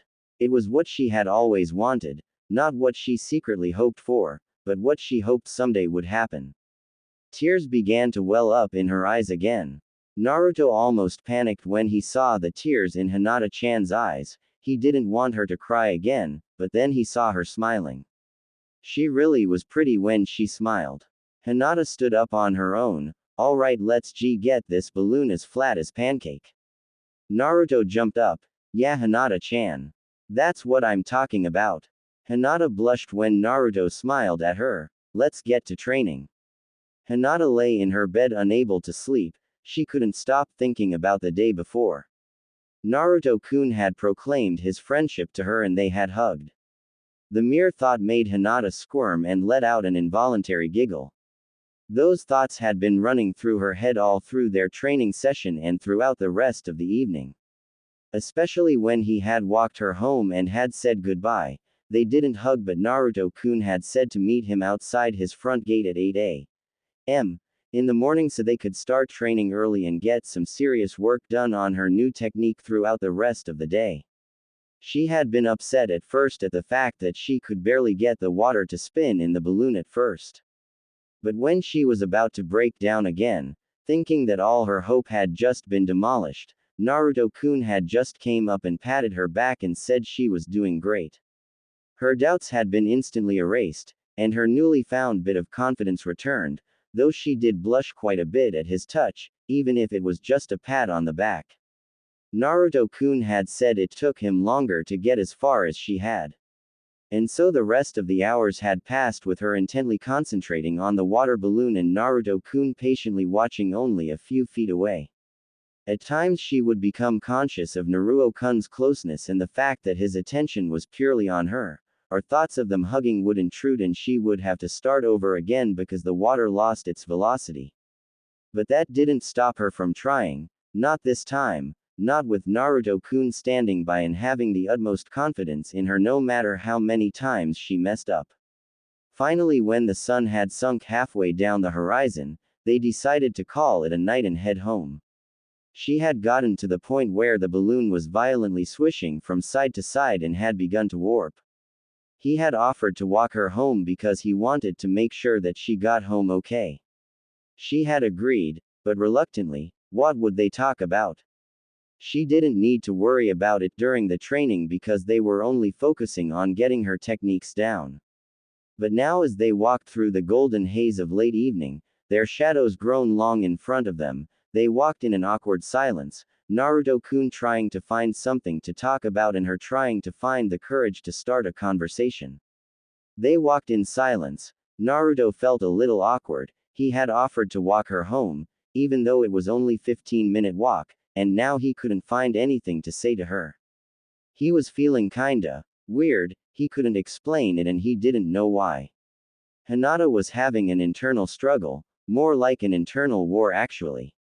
She had so many things to say to him, and yet she couldn't bring herself to say even the most discreet things, like, "How do you think I did today?" or, "Are we going to train tomorrow?" She didn't know what was wrong with her that she couldn't bring herself to just open her mouth. Before both of them knew it, they could see the front gate to the Hyuga household. She wanted to say goodbye, she wanted to say anything, just something to get rid of this silence. But she couldn't bring herself to do it, so instead of making herself look like a fool just standing there in silence waiting for something to happen, she turned and started to walk slowly and stiffly back to her house. But she had only taken 3 steps when the worst that could happen, happened. She tripped. Naruto stood there awkwardly. He wanted to say goodbye, but he didn't know how to bring himself to do it. Should he say it? Give her a handshake or a pat on the back? Or should he hug her like they did early that afternoon? Naruto almost blushed at that thought. He was thinking that he might have enjoyed that a little too much. Damn Jiraiya. His perverseness was apparently rubbing off on him. But then Hinata-chan turned and started to walk towards her house, her hands in the pockets of her baggy jacket. She had only gone a couple of steps when she tripped on the hem of her overly baggy pants. She was going to fall straight on her face. Naruto did the only thing he could. He lunged and dived in front of her to catch her. Oh my gods. Naruto had his arms around her and pinning her arms to her sides, and she was laying on top of him. Hinata-chan, are you okay? Hinata had gone as stiff as a board. Her hands were still in her pockets, and as long as Naruto-kun's arms were around her, she couldn't push herself off of him. She felt a heat that she had never felt before start to rise from her stomach and encompass her entire being. She was blushing so furiously that her entire body had to be red. She began to squirm, trying to get herself off of him as quickly as possible. Naruto had caught her before she hit the ground, but then she started to squirm in his arms, causing him to turn beet red as she moved against his body. Hinata-chan, could you, not do that please? Hinata froze, realizing what she was doing. Embarrassment overlapped by pure horror filled her to the brim. Tears began to leak from her eyes. Naruto-kun, I am so sorry. She tried hiding her face so he couldn't see her tears, but that only ended up with her snuggling his chest. She couldn't believe she was messing up so badly. She had finally gotten the love of her life as a friend who believed in her, and now here she was making herself out to be a complete klutz and fool. How could she expect him forgive her for this? The tears began to come faster and her body was shaking with her silent sobbing. Naruto was stupefied. She was crying again. Damn it. Why did he keep making her cry? She must think that he was a real asshole or something now. He had made her cry twice in only the span of a few hours. Naruto sat up with her in his arms. Hinata-chan, why are you sorry? I'm the one who made you cry. Hinata stopped her sobbing at what Naruto-kun had just said. She looked up at him, her puffy, tear-filled eyes meeting his bright blue ones, so filled with concern that she almost hated herself more for making him worry. Naruto-kun, you did not make me cry. I just thought you were upset with me. Naruto began to laugh with relief, sudden realization dawning on him, as Hinata-chan looked up at him, a mixed expression of shock and confusion. I'm not upset with you, Hinata-chan. Everyone trips. It's not like it's a bad thing or something, even I trip sometimes. Naruto gave a small laugh at that. Hey, yeah, I can be sort of, well, clumsy sometimes. Hinata stared up at the sheepishly smiling man with obvious disbelief. Naruto-kun, clumsy. I don't think you're clumsy, Naruto-kun. Naruto looked down into those white eyes and saw that she was being completely serious. Oh, well, I am sometimes. So don't go thinking you're the only one, okay? 'Cause everyone is sometimes. Hinata nodded her head very slowly. Oh, and another thing, Hinata-chan, don't ever think I'm upset with you. You're the type of person that I can really like. I don't think I could ever be upset with you. Okay. He was apparently expecting an answer. Hinata had to swallow down more tears before they could surface again. Hinata looked away, blushing instead, and quickly nodded her head. Naruto waited until she nodded her head. Good. And with that, Naruto slowly got up, making sure that he didn't rub up against Hinata-chan in any way that could be deemed as wrong, and picked her up with him, setting her on her feet in front of him. He had his hands on her waist for a moment before he realized how he was holding her. His hands quickly flew away from her, one behind his back and one behind his head, smiling and blushing the entire time, trying to make it seem like nothing had happened. Hinata-chan was staring at her feet, twiddling her fingers and blushing. She had a ghost of smile of her lips though. Well, Hinata-chan, today you did really great, I'd have to say. We'll work on it more tomorrow. Can you meet me at this address? He reached into his pockets on his jeans and handed her a piece of paper. It's just a little bit past your house. It's not hard to find, trust me. Hinata was ecstatic. Everything had only seemed to be dream, especially the fact that she would be able to see him every day. But now it was made apparent that she wasn't dreaming. He really did want to train with her every day for the next 7 days. Hinata was at loss for words, and so she simply nodded her head. Naruto grinned. Oh, and before I go. You know you wouldn't trip so often if you didn't wear such baggy pants. You should try wearing shorts or something, it would be easier to train in. Hinata-chan looked at the ground and nodded very slowly, twiddling her fingers. Oh, okay, I'll see what I can do. Naruto smiled and started walking back towards his house. He turned around so he was walking backwards, waving goodbye. See you tomorrow, Hinata-chan. Remember 8 a.m. Hinata tried her best to smile and gave a weak wave in return. He then turned around and began to sprint home. Hinata must have stood there for half an hour, staring at the piece of paper he had given her before she walked to her house. She must have memorized every line on that one piece of paper. She lay on her bed, one hand cradling the back of her head, the other gently holding the piece of paper he had given her only a couple of hours ago. She blushed at the memory of her tripping, but for some reason she couldn't stop playing the scene in her head. She realized it was getting late, and that she really needed to go to sleep if she was going to get up early and train with Naruto-kun. So she turned on her side and snuggled into the pillow, inwardly smiling as she let the thoughts of her time with Naruto-kun lull her into a dream-filled sleep. She was standing out front of a house complex that was nearly as large as her own. This was Naruto-kun's house. Last she heard he lived in a small apartment all by himself.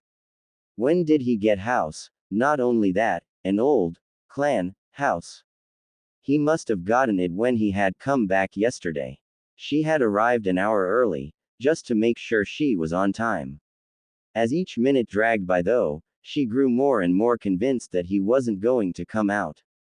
She thought about going onto the premises, but he had told her he would meet her out front, so she instantly banished that thought.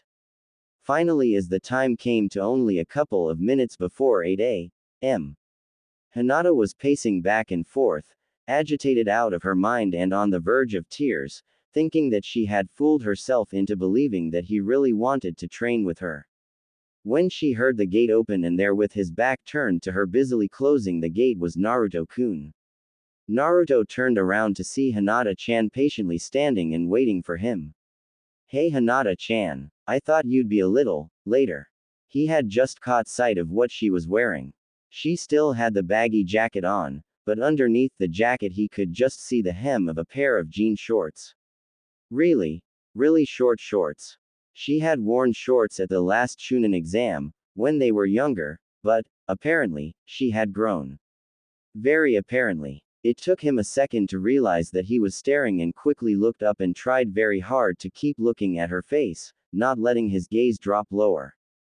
Hinata noticed that Naruto-kun had been staring at her exposed legs, and blushed, turning to the side, so she wasn't looking at him and began playing with her fingers again. Aino-chan got them for me a couple years ago. I haven't worn them yet. Naruto noticed her embarrassment at what she was wearing. Don't worry Hinata-chan, I think they look great on you. You should wear them more often. He tried to put on his most reassuring smile. Hinata looked up quickly in surprise. Really? Naruto-kun looked her in the eye and with a grin said, yeah really. You should have Ino buy you more pairs. Hinata had never been complimented by someone of the opposite about her looks before. Thank you, Naruto-kun. Naruto grinned one of his big goofy smiles. No prob, Hinata-chan. It's true, so don't worry about it. Come on, we got some training to get to. And with that he grabbed her hand and began to lead her to the training posts where they had trained yesterday. He had put himself in front for a good reason. He did not want to walk behind Hinata-chan, he didn't trust his eyes. Hinata blushed when Naruto-kun grabbed her hand and began to lead her to the training posts. She allowed herself to be led, letting herself memorize the feel of his hand around hers. The water balloon held in her hand was getting flatter and flatter as she swirled the water inside it using her chakra. Sweat beaded her brow and her 2 locks of hair were plastered to her face, damp with the sweat of her exertion. But she paid no attention. She was going to do this. She had learned from their first day training together that the only way to accomplish something was to keep trying, never giving up, no matter what. It was their 4th day training together. After their talk and first day, and every day they had focused on her chakra spinning, trying to get it as fast as possible. There were 3 more days left. Naruto stood nearby, gazing intently at the water balloon in Hinata-chan's hand. She was farther than him when he had spun his chakra like that when he was trying to learn the Rasengan. The balloon was already flat as a pancake, and it was getting even more thin and stretched. Naruto was impressed. He had never seen someone spin chakra that fast before. She had to do this, she had to do it for Naruto-kun, he was depending on her. She had to do it. She had to. Naruto's eyes widened as the balloon suddenly sped up its flattening. Hinata-chan was biting her lower lip and frowning in concentration, her other hand clenched into a fist at her side. They were already sweaty from basic workout routines and maneuvers, but she was beginning to sweat like a waterfall. He was about to tell she had done enough when he saw the look in her eyes, the pure determination. The balloon was nearly a foot wide now, and it was still stretching wider and getting thinner. Then it seemed to stall. It was at least 2 feet wide now and as thin as paper and was hovering above Hinata's palm because of the amount of chakra she was using. No, she had to go farther. Naruto-kun was depending on her. Naruto watched as Hinata-chan closed her eyes and tensed her entire body. She began to turn red in the face from the exertion, and her entire body trembled from her over-tensed muscles. Naruto really was about to tell her stop then when the water balloon began to waver and ripple. It was getting faster and faster by the second until it was literally vibrating. Hinata opened mouth for a moment in a silent yell, then, ah. She couldn't contain herself. She had to scream due to the amount of exertion she was putting out. She was now on her knees, the water balloon held in one hand above her head. Naruto stood stunned. He didn't know Hinata-chan had it in her to go this far. He could tell she was already past her limit, but she was still going. What could possibly be driving her? Then all of a sudden, boom! The water balloon exploded with a deafening roar, and there was shock wave from the release of pressure. Naruto barely had enough time to duck as water from the spinning balloon went in all directions. Luckily he did, for he saw that the water had been spinning so fast and with such force that it had left lacerations on the trees where the water had hit. Hinata was on her hands and knees panting for breath. Her entire body was numb, especially her hand where she held the balloon. She could feel prickles that felt like needles running up and down her fingers before it slowly began to fade. Naruto-kun came over and slowly lifted her up so she was standing. A wave of dizziness hit her and she fell into his arms. Naruto just wrapped his arms around her, picked her up and hugged her. Wow, that was amazing, Hinata-chan. That was so totally amazing. That was so much better than what I could do. You are so ready to try this out with your new technique. Hinata barely heard him. He hadn't hugged her since the first day they trained, and now she was lifted off the ground as her head lay nestled against Naruto-kun's neck. She merely nodded her head, stammering a thank you and hoping he would never put her down. He did though, and regrettably she pulled her head off his shoulder. Naruto looked at Hinata with concern. She was tired from using so much energy. You used a lot of chakra, Hinata-chan. You need to rest. I don't think we're going to get much farther today. Hinata felt herself blush at Naruto's concern for her well-being, but she felt ashamed as well. She had used up all her available chakra for the day. She wouldn't be able to do anything more unless she got some sleep. I'm sorry, Naruto-kun, I shouldn't have done that. Naruto, however, grinned. Don't worry about it, Hinata-chan, what you did was amazing. You deserve some rest. Tomorrow we can try you actually shooting your chakra. He saw Hinata-chan blush, and smile weakly, making him only grin more. For some reason he felt really good when he made her happy. Naruto thought a moment. We're going to have to do something about your lack of chakra though. You'll only be able to use this technique a few times before you run out of energy. Hinata wilted. He was right. It took a lot of energy to get her chakra to spin at the speed that they had determined to be fast enough. She suddenly felt very useless. What good would she be if she passed out from exhaustion in the middle of a battle? I'm sorry. Naruto held up his hand. Don't apologize, Hinata-chan, I got it all figured out. Tomorrow we'll try out your new technique, and then I'll have surprise for you. So come on, let's get you home so you can rest. Hinata looked at him questioningly. He could fix her problem of not having that much chakra. How? But she got rid of those thoughts. He asked her on their first day to trust him, and that's what she was going to do. Hinata smiled and nodded her head. Hi. They walked home again, but it was different ever since that first evening. They still walked in silence, but it was a comfortable silence. They took comfort in knowing the other was there beside them. Naruto made sure he didn't walk behind Hinata as long as she wore her shorts. Matter of fact, he tried to focus as much as possible on her upper extremities, but it was distracting at times. When she was going through her warm-up exercises, Naruto had to turn his back or do some warming up of his own. It was hard not stare at Hinata-chan's exposed legs. When they reached Hinata's house, Naruto would say goodbye and that he would see her tomorrow.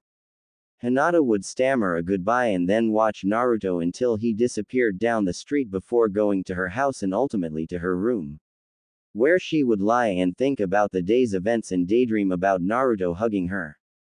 Today she was home early though.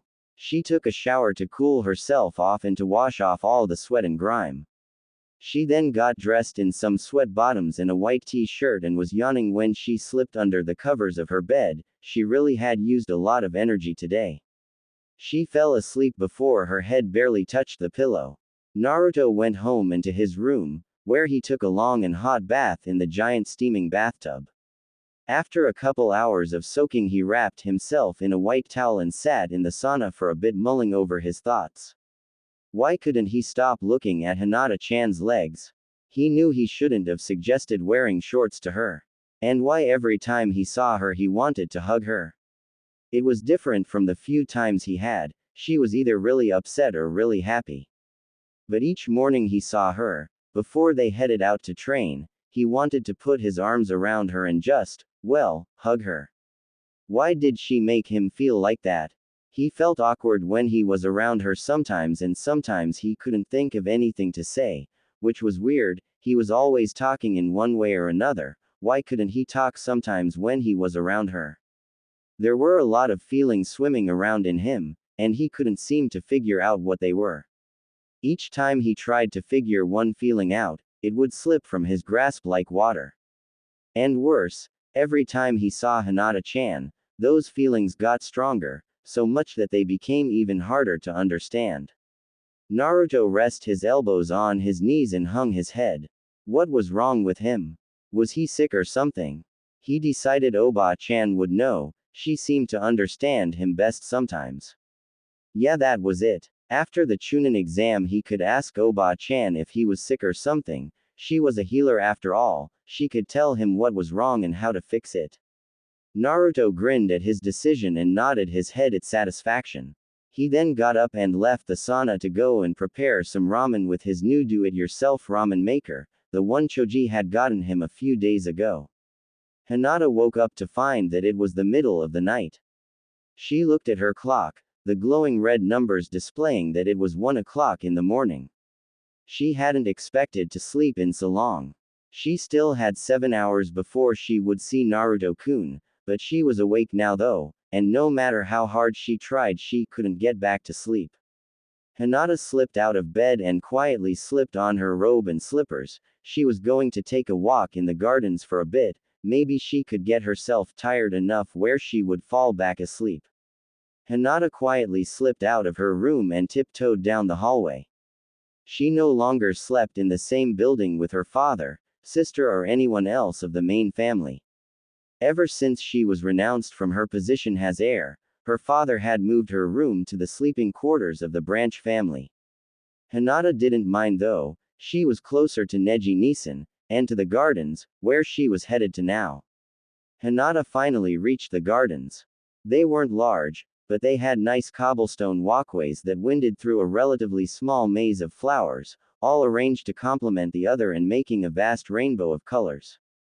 Hinata walked along the paths, lost in her thoughts of what could happen tomorrow during her training with Naruto. When she heard familiar voice, you couldn't sleep either. She nearly jumped out of her skin, and turned around to see Neji in his own sleeping robes standing calmly and patiently, watching her. Neji walked up and stood by her, looking at a group of sky blue tulips Hinata had been studying. I was awake and I heard you get up. You were sleeping all day, had rough time training with Naruto-san. Neji looked up to see Hinata blushing. I tired myself out. So Naruto-kun decided to call it a day. Hinata had begun to twiddle her fingers again. Neji smiled to himself. She seemed to be enjoying herself training with Naruto-san. He hadn't seen Hinata this happy in a long time, and she had been pretty cheerful the past few days. Neji stopped smiling, and tilted his face so that he was looking at the star-filled sky. Hinata looked up from staring at her feet at the sound of Neji's voice.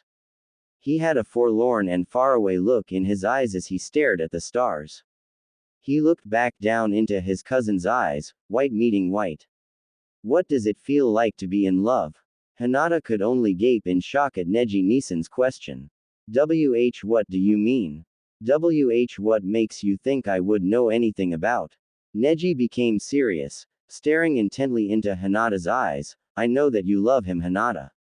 Hinata was blown away. Neji knew. How did he? How could he? She had never revealed her feelings to anyone before, she had never written them down or recorded them in any way. All her feelings for Naruto-kun were stored inside her. She could only stammer. What was she supposed to say? Neji smiled, causing Hinata to relax a little. What did you expect? It's obvious that you're attracted to him. It was obvious 3 years ago and it's obvious now. You're always blushing more often than usual and having a harder time saying a straight sentence when he's anywhere within 100 feet of you. Hinata only stared, mouth hanging open. Had she been that obvious? Or was it just Neji's uncanny ability to read people's emotions? Neji didn't need the Bakugan to know how someone felt, he was an expert on how people thought. She had just hoped he wouldn't notice with her thoughts, apparently she had hoped for too much. Neji smiled at his cousin's embarrassment. It's okay, Hinata. Naruto-san and I are, friends now. I am not angry or anything, matter of fact I wish you the best of luck. Neji apparently wasn't used to using the term, friend, it was still new to him. Hinata smiled one of her genuine smiles at Neji. She suddenly squeaked and lunged towards Neji, hugging him, laughing. She never expected anyone, much less her cousin Neji, to wish her luck in capturing the interest of none other than her Naruto-kun. Neji smiled, hugging his cousin back. You still haven't answered my question. Hinata looked up at Neji wonderingly. What's it like to be in love? Hinata smiled back. She finally had someone to share her feelings with, and so for the first time ever, she proceeded to state her feelings for the man she loved out loud and into the open. Alright, Hinata-chan. Let's try this thing. Come on, I want to see this in action. They were at the training posts. It was the day after Hinata's talk with Neji-Nisan. She had felt numb for most of the morning at the memory of that talk. She had told Neji-Nisan everything. She tried to hold things back like what some of her dreams and fantasies contained, but somehow Neji had drug out every single detail about her feelings for Naruto-kun. She was still blushing from some of the things she told him. She knew he wouldn't, but if Neji-Nisan really wanted to, he could do some serious blackmailing. Hinata had been confused that morning as well at why Neji wanted to know so much about how she felt for Naruto-kun. Why did he want to know anyway? Hinata-chan. Hinata looked up to see Naruto standing close with a worried look on his face. I'm fine, Naruto-kun. Naruto smiled. Alright then. Let's do this. Hinata smiled and began. Byakugan. She yelled, veins popping up behind her eyes. This time she didn't have a water balloon, but she had been using chakra through her hands ever since she was little. She was sensitive to the movements of chakra throughout her body. The chakra in her hand began to spin. Hinata frowned with concentration. It only took a couple of seconds now to get the chakra to spin fast enough. She heard Naruto beside her. You ready, Hinata-chan?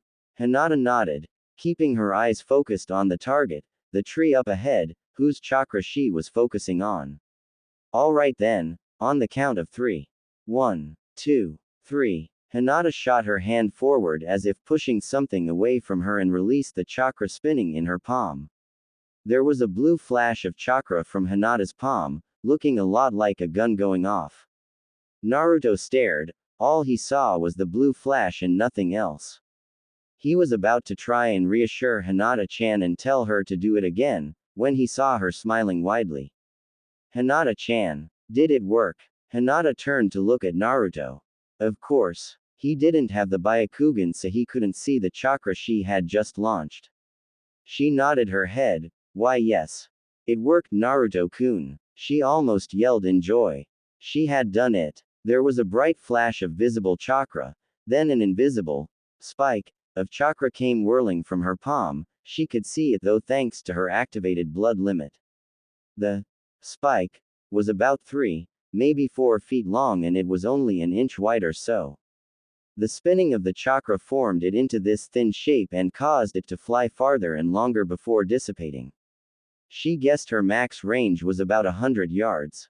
And there in the tree, as proof of her success, was a perfect hole in the tree's chakra, exactly 1 inch wide and precisely where she had aimed. She deactivated her blood limit and turned to look at Naruto-kun. Naruto began jumping up and down after she described it to him. Woohoo!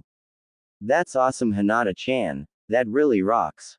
Hey! Naruto exclaimed, his face becoming thoughtful. I just thought of a name for this. We'll call it the Jiyuken arrow. It'll be our secret weapon during the Chunin exam. Naruto looked at her expectantly. What do you think, Hinata-chan? Hinata smiled. Hi, I'll love the name Naruto-kun. She was nearly jumping up and down like Naruto-kun. She had done it. She had succeeded at doing something. Not only that, she had her own special technique, completely unique to her, and right now the only 2 people in the world who knew about it was her and Naruto-kun. Hinata's smile dropped though. But it uses up so much chakra that I'll only be able to do it 5, maybe 10 times before I run out. I'm sorry, Naruto-kun. She hung her head in shame. She had done it, yes, but what was the use if she wasn't efficient at using it? Naruto smiled and held up one finger. I told you to stop apologizing, Hinata-chan, and besides I also told you I had that problem completely figured out, remember? Hinata could only stare as Naruto pulled from his pockets 2 long strips of what looked like ordinary white cloth. Here, Hinata-chan, put these on. And handed them to her. Hinata held them up to her face, not knowing what to do with them or what was going on for that matter. Naruto saw her confused expression, and so he took her hands in his own and began to wrap the cloth around her arms. Hinata looked away in attempts to hide her blush. His hands gently wrapping the cloth around her arms and brushing lightly up against her skin was sending shivers up and down her arms and back. That warmth that she had felt before was beginning to spread through her body when he finally finished. Not too tight, I hope. Hinata shook her head, breathing heavily and trying to regain control of her tingling body. And no, they are fine. The bandages were wrapped around her palms and then up to her elbows. What are they? Naruto-kun. Naruto smiled and said, you'll see, use your Byakugan. Hinata quickly activated her advanced bloodline limit, and was stunned by what she saw. The wrappings were full of glowing and swirling chakra. They were so bright it almost hurt her eyes. She had never seen so much before, except when she looked at Naruto-kun. What are these? She asked, amazed. Naruto grinned, pleased with himself. Lee-san got them for me for a homecoming gift. They store as much chakra as someone can put into them in a day, and they store that chakra indefinitely. Arrow Sennin's always telling me about how much of a chakra freak I am, and my stamina and chakra are some of the highest he's seen. So I figured if I have so much chakra then maybe I could lend it to you. He was right. Hinata looked at the arm bands again and tried to judge how much there was. I could use the Jiyuken arrow 100 times, probably more. And that's with each one. Hinata couldn't believe it. He was going to let her use these when he could be using them himself. Naruto-kun, I can't take these. Why, you should be using them, not me. Naruto frowned. Nonsense, Hinata-chan, you're going to use them for the Chunin exam. You and I both know that you need them more than I. Besides, I have plenty of chakra to spare for the both of us, and that's without those arm bandages. Now come on. Let's work on your new Jiyuken arrow. And so they did. Hinata couldn't find any reason to complain, and she was truthfully grateful that Naruto-kun would give her something so precious. That night Hinata lay in her bed, the arm bandages still on. She wasn't going to take them off until the end of the Chunin exam. She wasn't sure if she was ever going to take them off. She had used her own chakra to restore what she used during training. She couldn't get to sleep because she had realized something. Everyone else had gotten Naruto-kun gifts when he had returned home. She hadn't gotten him anything. Worse, he had given her something, not expecting anything in return. She was thinking as hard as she could about what she could get him. She had to get him something. She just couldn't figure out anything that could be good enough for him. It had to be something special, something she knew he would like, but not too monotonous. Like she could get him ramen, he would love that, but he had plenty in his house already. She got up and looked through the things into her room, until she stumbled upon something in her closet, something she hadn't seen in a long time. It was what she was looking for. She held up to the light to get a better look at it. This is what she would give to Naruto-kun. It had been their last day training. Hinata had gotten a hang of the Jiyuken arrow. She was able to shoot it rapidly now. The required speed of the spinning was coming much easier to her now. Naruto timed that if she used both hands she could shoot 2 Jiyuken arrows per second. And of course they had worked out and gone through combat maneuvers. They had to prepare themselves mentally and physically. It was already dark when they left the training posts, and now they had stopped at her front gate. They stood awkwardly. Naruto-kun was silent and not saying anything. He was usually the first to say goodbye, and now he was hesitating for some reason. Hinata was about to turn to go and forget about giving him her present, when she suddenly realized something. This was her last day with Naruto-kun that would be in general peace. When the Chunin exams began she wasn't going to be able to focus on her feelings for him, but doing what she had to do to pass the exam and to keep them both alive. She froze at that thought. Genin died during the exam. There was no guarantee that neither of them would be hurt, or even killed. She froze at that thought. Naruto-kun dying was almost too much for her to bear thinking about. Something in her seemed to turn on. Tears began to form in her eyes. Naruto saw the tears beginning to leak from Hinata-chan's eyes. Hinata-chan, what is it? Did I say do something? Hinata suddenly jumped at him. Throwing her arms around his neck and pressing her face against his neck, he staggered back a step from the force the impact. She was sobbing in his arms. He hated it when she cried. He slowly put his arms around her. Hinata-chan, what's wrong?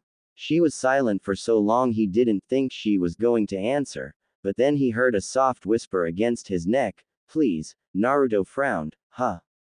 Hinata's tears began to flow more freely. Please Naruto-kun, don't die on me. Naruto's eyes widened in shock, realization at why Hinata-chan was crying dawning upon him. He slowly closed his arms and held her against him, burying his face against his hair. I won't die Hinata-chan, I won't leave you, I swear it. I swear it on my blood, I'll never leave you, ever. Hinata began to cry more, sobs racking her body. She couldn't help it, so many emotions were swimming inside of her. Fear, sadness, anxiety, embarrassment, and amazingly happiness. She believed him. He was telling the truth. He wasn't going to leave her, ever. Naruto-kun, I love you. She couldn't bring herself to form the words, when more than ever this was the perfect time. Naruto sensed her distress. It's okay Hinata-chan, I'm here, I'll always be here, just remember that. Hinata's tears began to slow and finally stop. He would always be there he said, and she believed him. She would get another chance to tell him, she had to have another chance. Naruto pulled her away from him so that he could look her in the eyes, and for the first time he realized how beautiful her eyes were. They weren't white like he originally thought, but a pale lavender. She's so beautiful. Naruto realized what he was thinking and blushed, causing Hinata to blush as well. Hinata turned away and reluctantly stepped from his arms. It felt like she was tearing out her own heart. Thank you Naruto-kun. You didn't have to promise though. Naruto frowned and grabbed her hands, bringing her closer again. She stared up into his eyes with a mixture of shock and fear. I meant what I said, Hinata-chan. Neither of us is going to die. I swore it, and I always keep my promises, 'cause that's my ninja way. Hinata felt herself smile and nod, confidence flooding back into her. Everything would be okay, together they would make sure of it. I have something for you Naruto-kun. I didn't get you a gift like everyone else when you came back, so I got you one now. She reached into her jacket pocket and gave him a small neatly wrapped box. The wrapping paper was white with a pale lavender bow wrapped around it. Naruto smiled and began to open the present. It's not much I know, but I hope you like it. The last was a barely audible whisper. I love it Hinata-chan. No one's ever gotten me anything like this before. Naruto was holding up a thin gold chain, with a small round and silver locket. Naruto looked at the locket with interest. Does it open? Hinata shook her head. No, my grandmother made it for me. She said it would only open when the person who wore it was in dire need. It never opened for me, maybe it will for you someday. Naruto stared at the necklace with new wonder. Wow, thanks Hinata-chan, no one's given me something from their family before. I'll make sure I take good care of it. He then unclasped it and put it on around his neck and tucked it inside his shirt. That's probably the best gift I got Hinata-chan, thank you.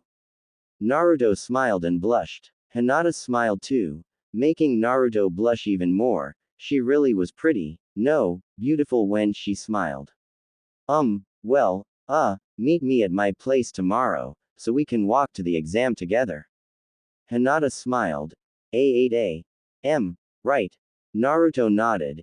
8 sharp. I'll see you then, okay? Hinata nodded, but before she turned to go, Naruto impulsively reached out and gave her a quick hug. Good night Hinata-chan. He then released her and walked to his house.